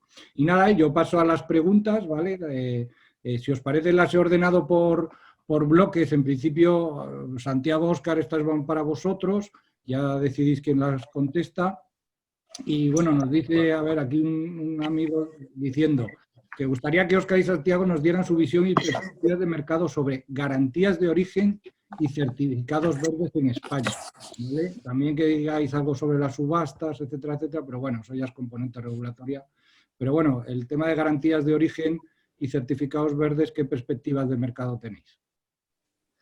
Bueno, pues, pues muy buena pregunta, muy difícil de responder, porque al final aquí hay como dos grandes tendencias, ¿no? Y lo estoy intentando simplificar mucho, ¿no? Los que creen que la garantía de origen, a medida que las renovables vayan ganando porcentaje en el mix, pues tendrán un valor cada vez menor, porque al final dejará de ser un recurso escaso, ¿no? Y los que piensan, y ahí me incluyo, casi es una posición ya personal, que el problema es el que no tenga la garantía de origen, ¿no? Que va a ser el sujeto pasivo de toda la fiscalidad medioambiental que se va a ir construyendo alrededor del sector energético, ¿no? Con lo cual, al final, la perspectiva que tenemos, yo creo que el precio de las garantías de origen pues debería de incrementar.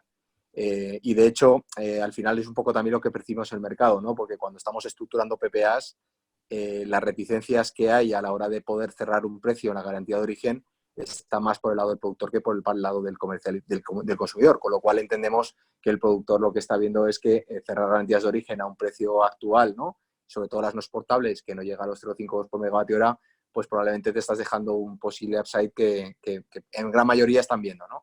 Con lo cual, creemos que las garantías, a medida de que además sean proyectos merchant o PPA, estructurados vía PPAs, pues van a ser exportables, con lo cual van a tener también un factor de competitividad de precio a nivel europeo, ¿no? Como ya estamos viendo, y eso automáticamente incrementa su valor en 3-4 veces respecto a las no exportables, pero además creemos que la tendencia de precio va a ser alcista, ¿no? Nosotros, desde la perspectiva del consumidor, cuando asesoramos a consumidores, les recomendamos empezar a tener cobertura sobre las garantías de precio, porque al final, de garantía de origen, porque creemos que puede ser a futuro, pues un tema tan relevante como el propio precio de la electricidad, ¿no? Como el propio megavatio, el propio electrón, y vemos también por la perspectiva del productor pues que también hay ciertas reticencias, con lo cual entendemos que comparten esa visión de que los precios probablemente se incrementarán. Fenomenal. Os lanzo otra pregunta de otro amigo, Manuel de Castro, en este caso. A ver, nos dice que la demanda ha caído mucho, ¿vale? Y bueno, nos pregunta sobre vuestra opinión, que si creéis que se recuperará en la totalidad, veremos en qué momento podemos llegar a ver algún ascenso, aunque en la crisis de 2008, después de la crisis, nunca hemos visto volver a los niveles precrisis, ¿no? Estábamos hablando de una demanda eléctrica antes del COVID, pues equivalente al 2004, 2005 creo que andábamos, ¿no? Entonces, Sí. para saber un poco vuestras previsiones de esto de demanda, cómo se recuperará y si lo Pues hará mira, muy interesante, José María. Mira, la realidad es que hasta 2008 la correlación entre la demanda y el PIB era muy buena, era prácticamente perfecta. De hecho, prácticamente era el único driver que necesitabas para hacer una buena previsión de la demanda a medio y largo plazo. Una de las cosas que ocasionó el 2008 yo creo que fue un cambio drástico en la estructura de la demanda, por dos motivos. Primero, al ser una crisis prolongada, muchas compañías tuvieron la posibilidad de invertir en eficiencia energética, ¿no? Y introducir cambios en el proceso, con lo cual el consumo unitario de energía en muchos sectores bajó, por contribución de PIB, ¿no? Y luego, además, que dentro del sector industrial o del sector sector industrial, pues también hubo una transformación en sí mismo. Es decir, hubo sectores que bajaron su peso dentro de la economía y otros sectores que subieron, ¿no? Como puede ser el sector servicios en general. Con lo cual, la realidad es que la crisis de 2008, por la incidencia que tuvo en el tejido industrial y por la prolongación que tuvo y la posibilidad que tuvo de incorporar medidas de eficiencia energética, cambió el paradigma de cómo se predice la demanda, ¿no? Y por lo tanto, efectivamente, aunque hubo una recuperación económica posterior, la demanda no siguió el mismo camino, ¿no? Creemos que la situación ahora es un poco distinta, ¿no? Es decir, que ahora sí que estamos viendo una incidencia, por lo menos en el corto o medio plazo, directamente proporcional a una caída de la actividad industrial, con lo cual, si la demanda, digamos, si el efecto de la crisis durara un periodo relativamente corto, creemos que sí que tiene posibilidades de recuperarse rápidamente a niveles previos de la crisis, porque no va a cambiar estructuralmente la forma en la que se consume la energía.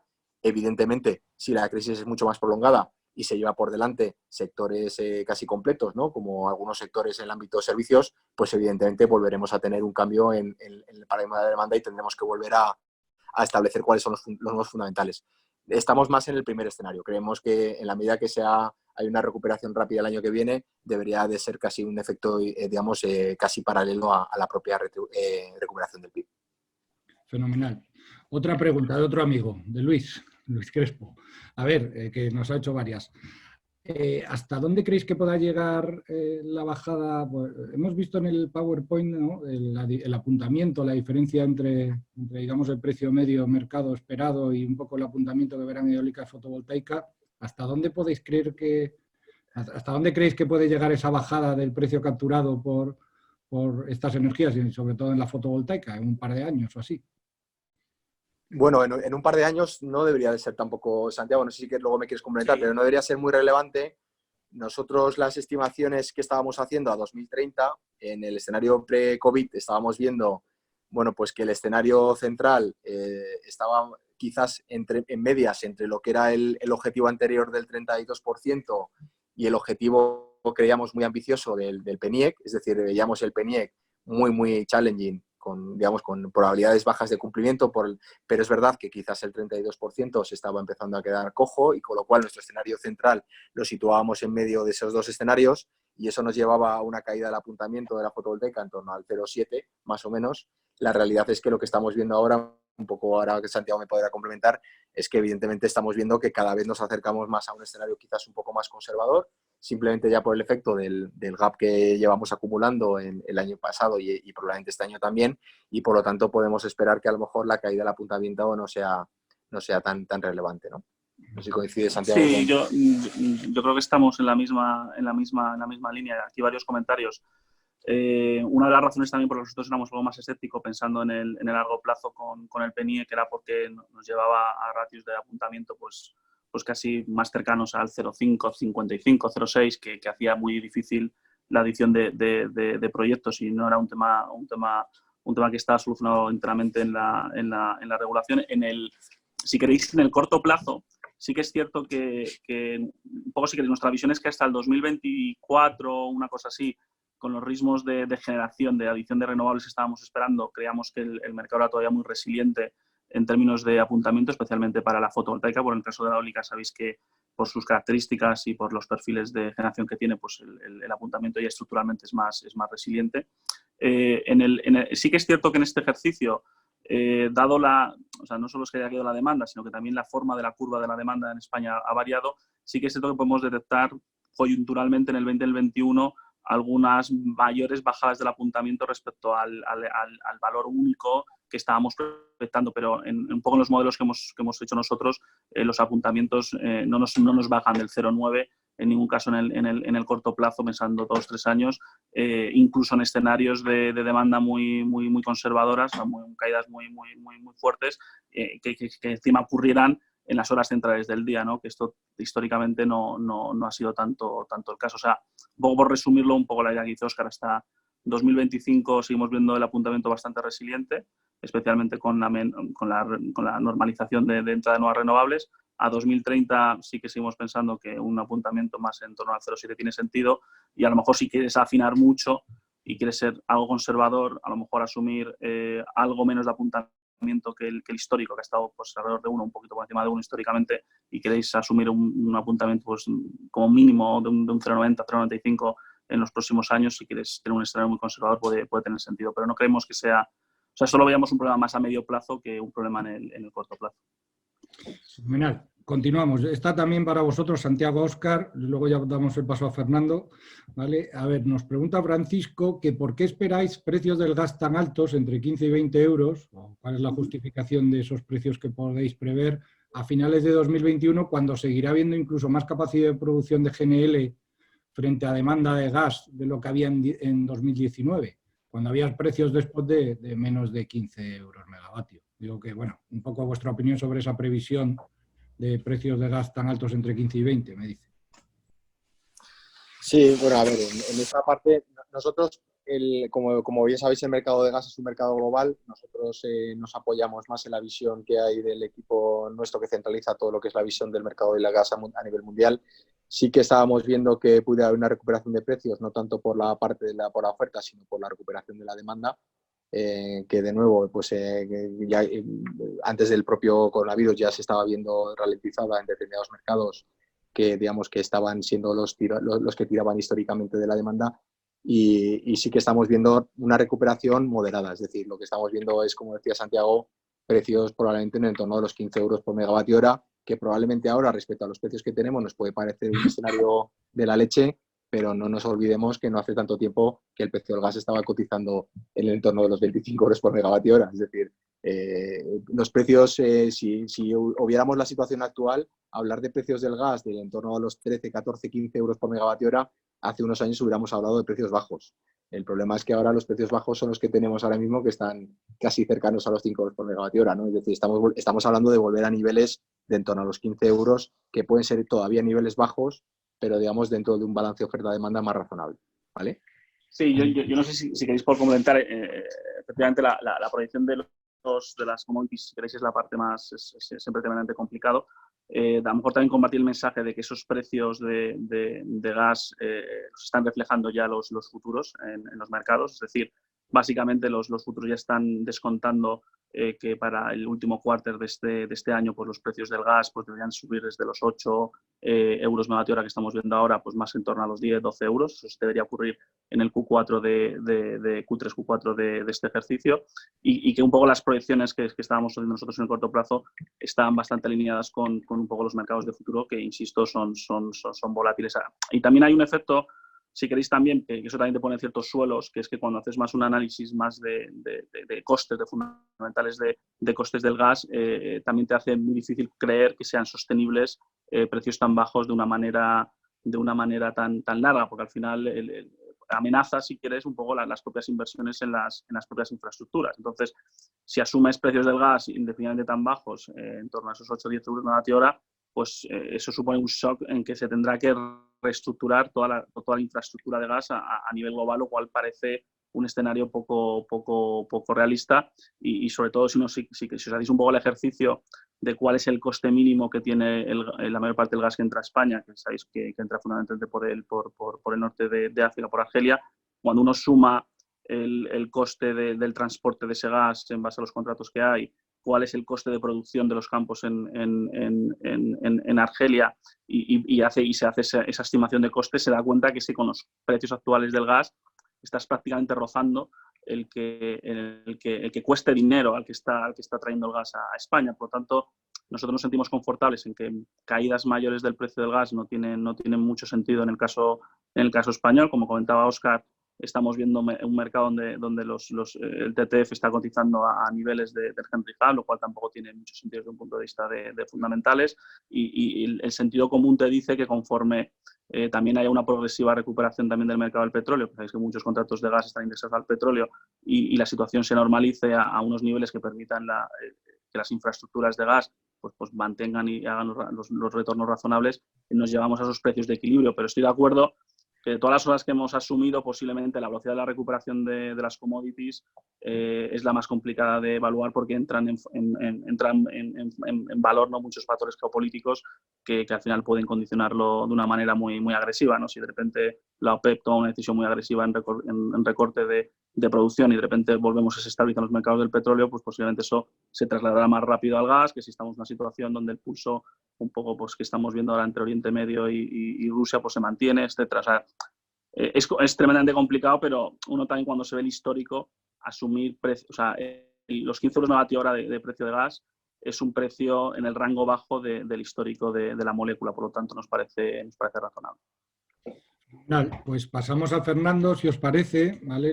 Aquí viene una pregunta de nuestros amigos, de Diego, que nos dice, Fernando, que, bueno, ya lo habéis comentado a lo largo de la presentación, pero que la Comisión Europea está avanzando en el diseño de un ambicioso plan de recuperación, ¿no?, que va a suscribir el European Green Deal, que nos viene por delante, y que tiene las renovables e inversiones verdes como un destino prioritario. Él nos pregunta, dice, que cuáles deberían ser las prioridades en el uso de esos fondos y cómo conectarlo con la agenda regulatoria. A modo de ejemplo, dice, apoyar tecnologías no maduras como eólica flotante, almacenamiento, o cuál sería el mecanismo de apoyo a partir de estos fondos para proyectos con tecnologías renovables maduras, si es que debiera haber alguno. Es decir, cómo trasladar todos estos fondos europeos a nacional y en función de las tecnologías de menos o mayor grado de madurez, si se puede llevar a cabo mediante toda esta agenda regulatoria y qué mecanismos. No sé si soy el más indicado para responder la pregunta, ¿no? Porque es una pregunta más de política energética y quizás de valoración de oportunidad de cuál debiera ser el destino de los fondos. Ahora, sí me atrevería a decir que yo creo que es un momento para que la eficiencia que se ha ganado dentro del sector empiece a dar los retornos correspondientes, ¿no? Es decir, ¿y qué quiero decir con esto? Sí, es decir, que parece lógico que aquellas que aún necesiten un apoyo deban ser las destinatarias de estos fondos, ¿no? También, es decir, me imagino que no solo irán destinados a empresas, sino también a administraciones públicas. Habrá que ver cuáles son las reglas en virtud de las cuales los propios fondos y la propia Unión Europea ha previsto la distribución de estas cuantías, ¿no? Incluso podría serlo hasta el sistema hasta el sistema eléctrico. Pero insisto, no creo que sea el más indicado para responder una pregunta que implica una valoración casi de oportunidad política, ¿no? Sí, yo supongo que Diego a lo mejor también se refería al concepto de que a lo mejor estas ayudas que vengan de Europa no sean consideradas ayudas de Estado y cómo articularlas en el ordenamiento jurídico o bien vía subasta. ¿Sabes lo que te digo, no, Fernando? Sí, hombre, son ayudas, pero en la medida en la que vienen previstas por el Estado, pues el procedimiento a seguir a los efectos de su autorización es absolutamente distinto, porque cuenta ya con el beneplácito de la propia de ese marco. Evidentemente, a cualquier elemento tendrá que pasar el correspondiente procedimiento ante la Comisión Europea. Por ejemplo, el Estatuto para el Consumidor Electrointensivo, que conlleva determinada ayuda, eso debería pasar por el filtro de la Comisión Europea, siendo una ayuda indirecta para las renovables, ¿no? Todo aquello que no viene expresamente y previamente autorizado por la Comisión. Pero evidentemente, si ya viene por la Comisión, desde luego es un trámite menos que hay que cumplir a los efectos de destinar los fondos, ¿no? Con lo cual eso facilitaría y agilizaría su destino y la implementación de la medida, que es un aspecto que no baladí en este momento, ¿no? Cuanto antes se puedan adoptar las medidas, muchísimo mejor. Fenomenal. Luego otro, Fernando, esto también te la dije a ti, pero bueno, igual la podéis responder todos o como lo consideras. Hace otro de nuestros amigos que nos acompañan, a ver, hace dos preguntas, te lanzaré las dos a la vez, ¿vale? Dice que si crees que el objetivo de alcanzar el 74% de renovables que prevé el PNIEC es compatible con el mercado marginalista, eso por un lado, ¿no?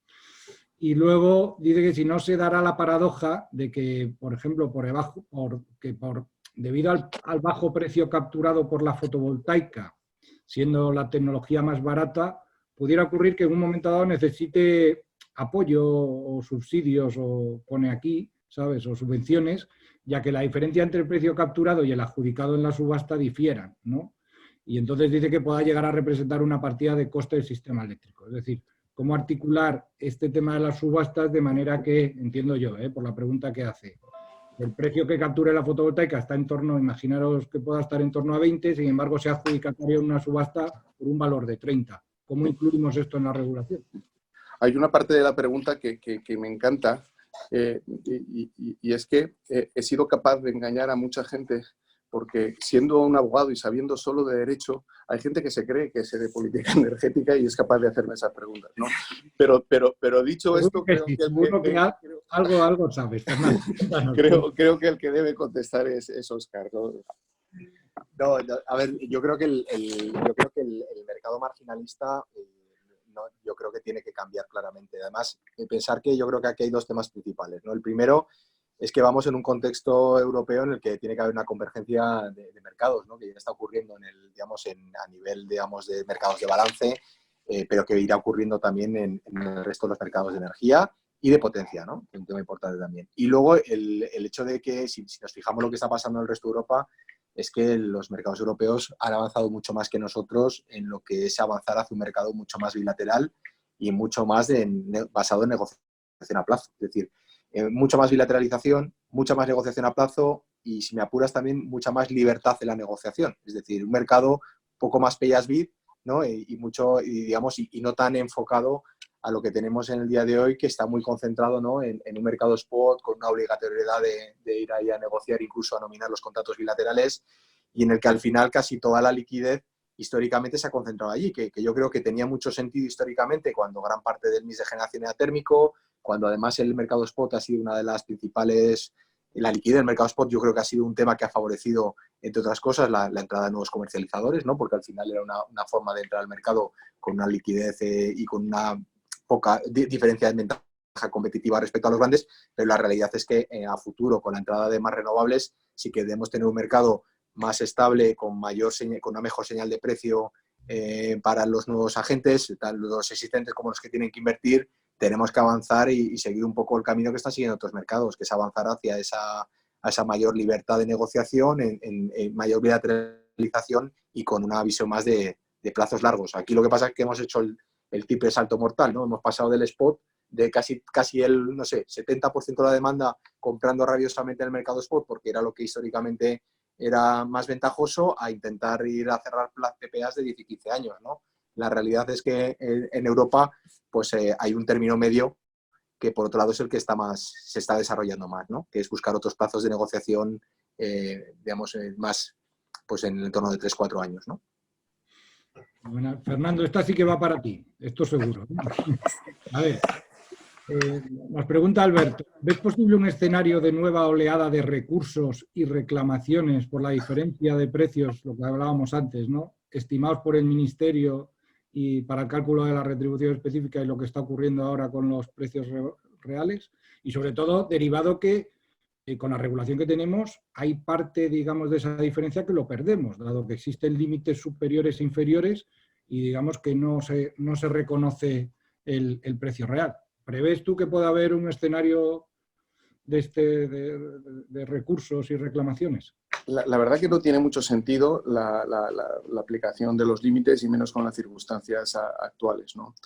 Ahora bien, hay dos consideraciones importantes, ¿no? Una, que esto es como consecuencia de un hecho sobrevenido, no que concurría al tiempo de la aplicación y la aprobación de la orden 171. Sí, y además, verdaderamente la orden 171 lo que ha hecho es aplicar estrictamente lo que establece la regulación en la materia con relación a la aplicación de los límites y a la hora de fijar estos aspectos. Se pueden discutir otros aspectos, como pueden ser el tema de cuál ha sido el precio, hasta cuándo se tiene que tener en cuenta el precio de mercado antes de la aprobación, si bien como lo ha hecho el Ministerio, o bien posteriormente a 29 de febrero, creo recordar que era cuando se publicó. Es decir, hay aspectos que discutir, pero los límites, yo creo que además es difícil porque el Tribunal Supremo, cuando tuvo ocasión de enjuiciar la orden 1045 y el 413, ya ha considerado que el uso de los límites, aun cuando conceptualmente a todos nos puede parecer una aberración, porque es decir, no imposibilitan la recuperación de la rentabilidad razonable a la instalación tipo, lo cual es un elemento que hace romper el modelo y no es coherente. El Supremo ya se ha manifestado, con lo cual no creo que haya una oleada por este punto. Lo que sí creo, y esto es importante, que tiene todo el sentido introducir reformas regulatorias a los efectos de considerar estos temas. La regulación no pudo prever lo que está pasando, ¿no? Y volviendo a lo que decía, creo que introducir dinamismo dentro del modelo supone robustecerlo, no supone reformarlo, ¿no? Creo que esa es la vía. Hay otros aspectos que sí se pueden discutir a través de recursos, por ejemplo, el apuntamiento, que creemos que no hay en efecto una metodología muy clara al efecto de su cálculo. Quizás algún aspecto relacionado con el precio de mercado, pero esto de los límites lo veo francamente complicado y consecuentemente nos darán lugar a los recursos que se podría prever, ¿no? Fernando, sigo contigo. Respecto a nos pregunta Mario García, nos dice respecto a la circular de la CNMC, a ver si vamos, te tendrás que mojar o intenta que te mojes, ¿no? ¿Crees cómo puede afectar al desarrollo de los proyectos el establecimiento de los hitos para los proyectos que están en marcha y si se puede estimar cuántos proyectos no continuarán o desistirán debido a esos hitos que han puesto y si esto traerá digamos que si de alguna forma la circular evitará la venta de puntos de acceso y conexión antes del ready to build. Bueno, vamos a ver, yo creo que me he mojado mucho con el análisis que hemos hecho y sobre todo no me atrevería a opinar sobre la incidencia que tienen sobre los proyectos vigentes. Lo que sí recuerdo del análisis, de la lectura, del análisis que hice ayer por la noche, es que se prevé su entrada en funcionamiento el 1 de octubre.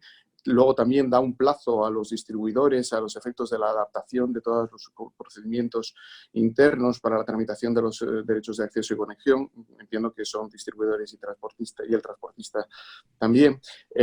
Y luego, a los efectos de la concesión, los ya iniciados pues parece que no se ven afectados. Quiero recordar que había una disposición que decía, señalaba esto, pero sí le afectarán los hitos a los que expresamente se refería. Yo creo que es una pregunta que, para responderla teniendo la totalidad de la visión del tema y su afectación a las renovables, es imprescindible conocer cuál es el proyecto del Real Decreto del Gobierno. Porque esto es lo que nos va a dar una claridad sobre cuál debería ser la aplicación concreta a las renovables de la circular de acceso y conexión. Fenomenal.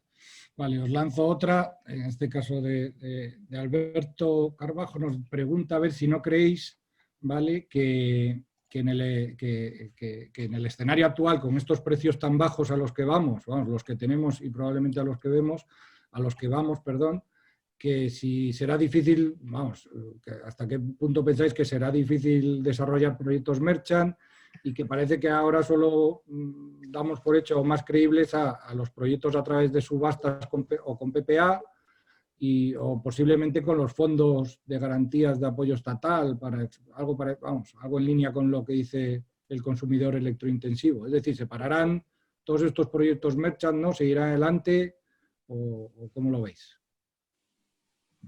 A ver, si queréis, también es una pregunta difícil, pero por mojarnos un poco también, la percepción que tenemos nosotros es que los proyectos con exposición merchant posiblemente, y aquí habría que diferenciar dos mundos, ¿no? Y yo creo que aquí el problema fundamental es la financiación.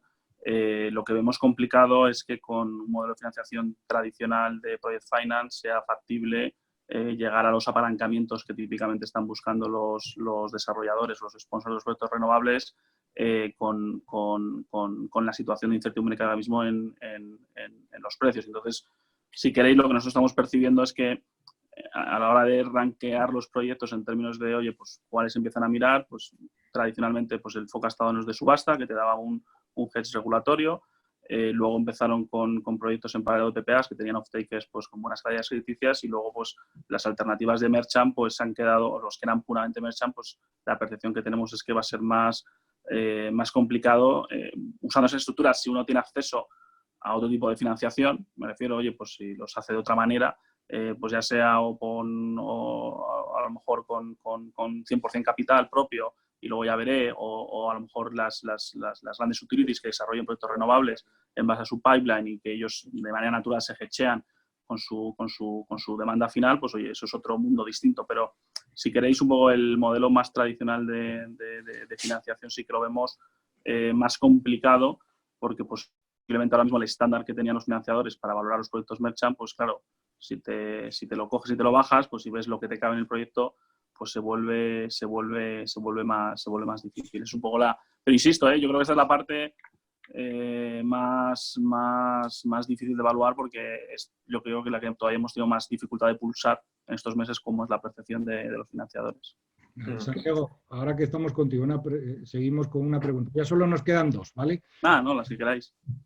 No, nos hemos pasado un poquito de tiempo, pero bueno, no, son 10 minutos, que tampoco es mucho. Nos pregunta un espectador, dice que si crees que las aseguradoras de crédito deben tener algún papel en la estructuración financiera de un proyecto con PPA, y sobre todo cuando el off-taker no es tan fuerte. Sí, aquí, bueno, la respuesta sencilla sí, de hecho ya están ocurriendo. Nosotros en muchas estructuras de PPAs estamos viendo incluso, llaman los asesores financieros, traders, es decir, alguien que está cogiéndose determinados riesgos dentro del proceso. Es un mercado que empezamos a ver estructuras en esa línea y creemos que tiene todo el sentido. Uno de los problemas o una de las dificultades que hemos hablado para estructurar estos proyectos ha sido la calidad crediticia, entonces alguien tiene que aportarla.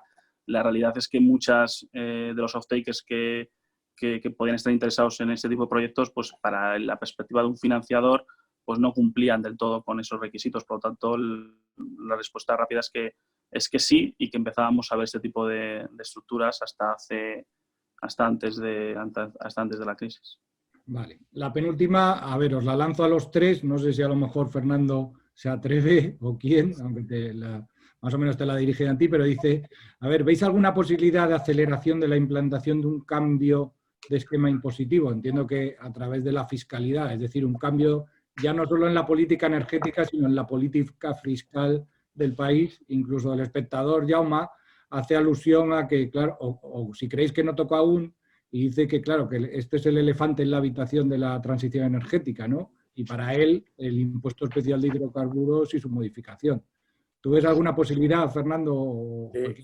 Yo es que creo que hay una necesidad y además en todo caso una conveniencia de repensar la fiscalidad ambiental, ¿no? Es decir, los impuestos actualmente existentes y no solo el impuesto sobre hidrocarburos, incluso el 7%, es decir, no son ejemplos de ortodoxia en términos generales, ¿no? Han solucionado un problema, pero desde luego no se han aprobado dando una respuesta conjunta a la fiscalidad ambiental.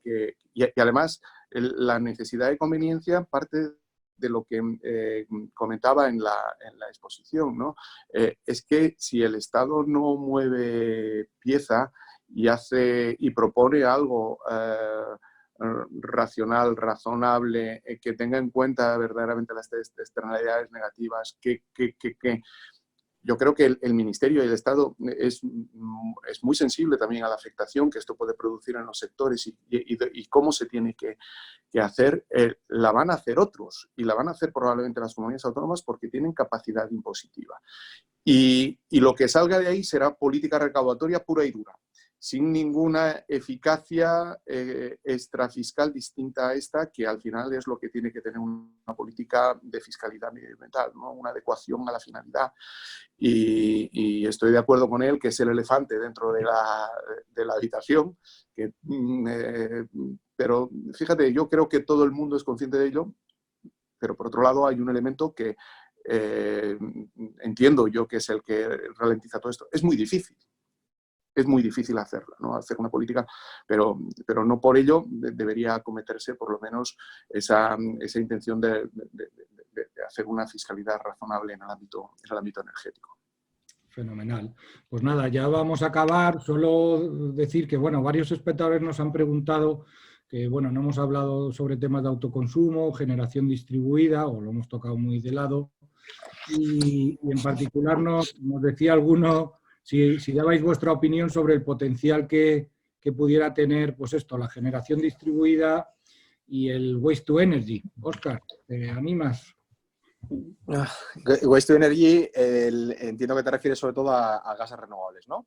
Sí, entiendo que es todo esto de la economía circular, bioenergía probablemente. Sí, bueno, yo creo que eso es uno de los grandes vectores, ¿no? Que yo creo que pueden tener un desarrollo importante en España, porque además yo creo que hay una cosa que cada vez empieza a tener más trascendencia para la sociedad en general, ¿no? Y es que al final el tema de los gases renovables no es un tema estrictamente del sector gasista, ¿no? Que es un poco al final donde se ha generado, ¿no? Y que de alguna forma se ha vinculado como un interés propio del sector, si me apuras legítimo, ¿no? Del sector gasista, de darle una continuidad a sus infraestructuras en largo plazo, ¿no? Yo creo que el gas renovable en sus diferentes modalidades, ¿no? Incluyo también ahí el hidrógeno verde, pues se está viendo que cada vez más que es un vector energético propio, ¿no? Que puede tener un impacto importante. Óscar. Que no hay alternativas claras, ¿sí? No, que se había quedado un segundito. Sí, a pesar que hay industrias muy dependientes del gas natural, por ejemplo, porque requieren procesos productivos con alta aportación de calor, incluye también hay el sector de la cogeneración o incluso el sector del transporte, ¿no? En el que la electrificación a priori no puede ser únicamente el único vector, pues el contar con otras tecnologías como los gases renovables y el hidrógeno verde, pues puede ser un tema fundamental a la hora de buscar esa descarbonización acelerada y total, ¿no? Y luego, además, yo creo que en el caso del hidrógeno verde, pues es que va a acabar siendo un complemento fundamental de las energías renovables, ¿no? Es decir, uno de los principales vectores en los que el hidrógeno se está desarrollando, como bien sabéis, es como una fórmula de almacenamiento, ¿no? De los excedentes bien económicos o físicos, ¿no? Económicos me refiero cuando ya no te interesa producir a según qué precios, de las renovables en aquellos mercados en los que ya empieza a haber una alta penetración. Y bueno, y hay diferentes estudios, esto da para hablar un capítulo aparte, ya están dándole competitividad al hidrógeno verde como tecnología de almacenamiento en 2030, ¿no? Con lo cual casi estamos hablando de las mismas curvas de desarrollo tecnológico de lo que pueden tener las propias baterías, ¿no? Entonces, bueno, yo creo que eso creo que claramente eso es un tema que hay que profundizar, que tiene un estado de madurez más más primitivo, ¿no? Respecto a lo que pueden ser las renovables tradicionales, pero que si queremos tener una descarbonización total y contar con las mejores tecnologías en cada ámbito, pues no podemos descartarlo ni mucho menos, sino que en algunos casos, de hecho, probablemente va a ser una de las pocas soluciones que haya, ¿no? Yo a lo mejor simplemente por comentar, que simplemente porque es un tema que de hecho hace poco tuvimos la oportunidad de mirar, simplemente lanzaría un par de ideas. Es cierto que España, en términos de materia de gestión de residuos, salimos mal en la foto. En España estamos gestionando demasiados residuos en vertederos y eso con la regulación europea actual lo tenemos que cambiar en el corto medio plazo. O sea, por lo tanto, ahí sí que se abre una oportunidad, como comentaba Óscar, pero también por ser, o por lo menos es una opinión personal, sí que el sentido común te dice que en un entorno de commodities baratas, precio de electricidad barato, pues típicamente estas tecnologías compiten peor, por lo tanto, oye, pues eso te va a generar un freno en el corto plazo y muchos de estos, pensando también en autoconsumo y en oportunidades en este tipo de tecnologías, la industria suele tener un rol bastante relevante con la que le está cayendo a la industria. Si ya con la foto pre-crisis, pre-COVID, los paybacks de muchas de estas inversiones, etcétera, pues no estaban del todo claros, pues posiblemente ahora en el entorno actual la foto va a ser complicada. O sea que un poco a lo mejor el resumen personalmente es que creo que es un campo que tiene mucho recorrido en el medio y largo plazo, pero que posiblemente en el corto las dinámicas de corto van bastante en su contra. Fenomenal, gracias Santiago. Bueno, deciros que algunas de las preguntas, había algunas sobre autoconsumo, generación distribuida, dentro de este ciclo de webinars, la semana que viene no, pero la otra vamos a hacer una serie de webinars sobre esta materia, autoconsumo, generación distribuida, con lo cual os emplazo a allí para que podáis venir y hacer las preguntas todas las que queráis. Pero ahora ha quedado alguna pregunta en el aire, muy pocas yo creo, pero bueno, en todo caso, lo dicho, las abordaremos en próximos webinars. Y por mi parte nada más, dar las gracias pues, a Carlos, a Santiago, a Óscar y a Fernando por su brillante presentación. Deciros que han llegado un montón de felicitaciones a través del chat, incluso a través de preguntas y respuestas, incluso por el email online nos escribía la gente, y agradeceros a todos que nos habéis acompañado, a todos los amigos, a todas las empresas que habéis estado con nosotros y os esperamos en próximos eventos. Un abrazo a todos y mucha salud.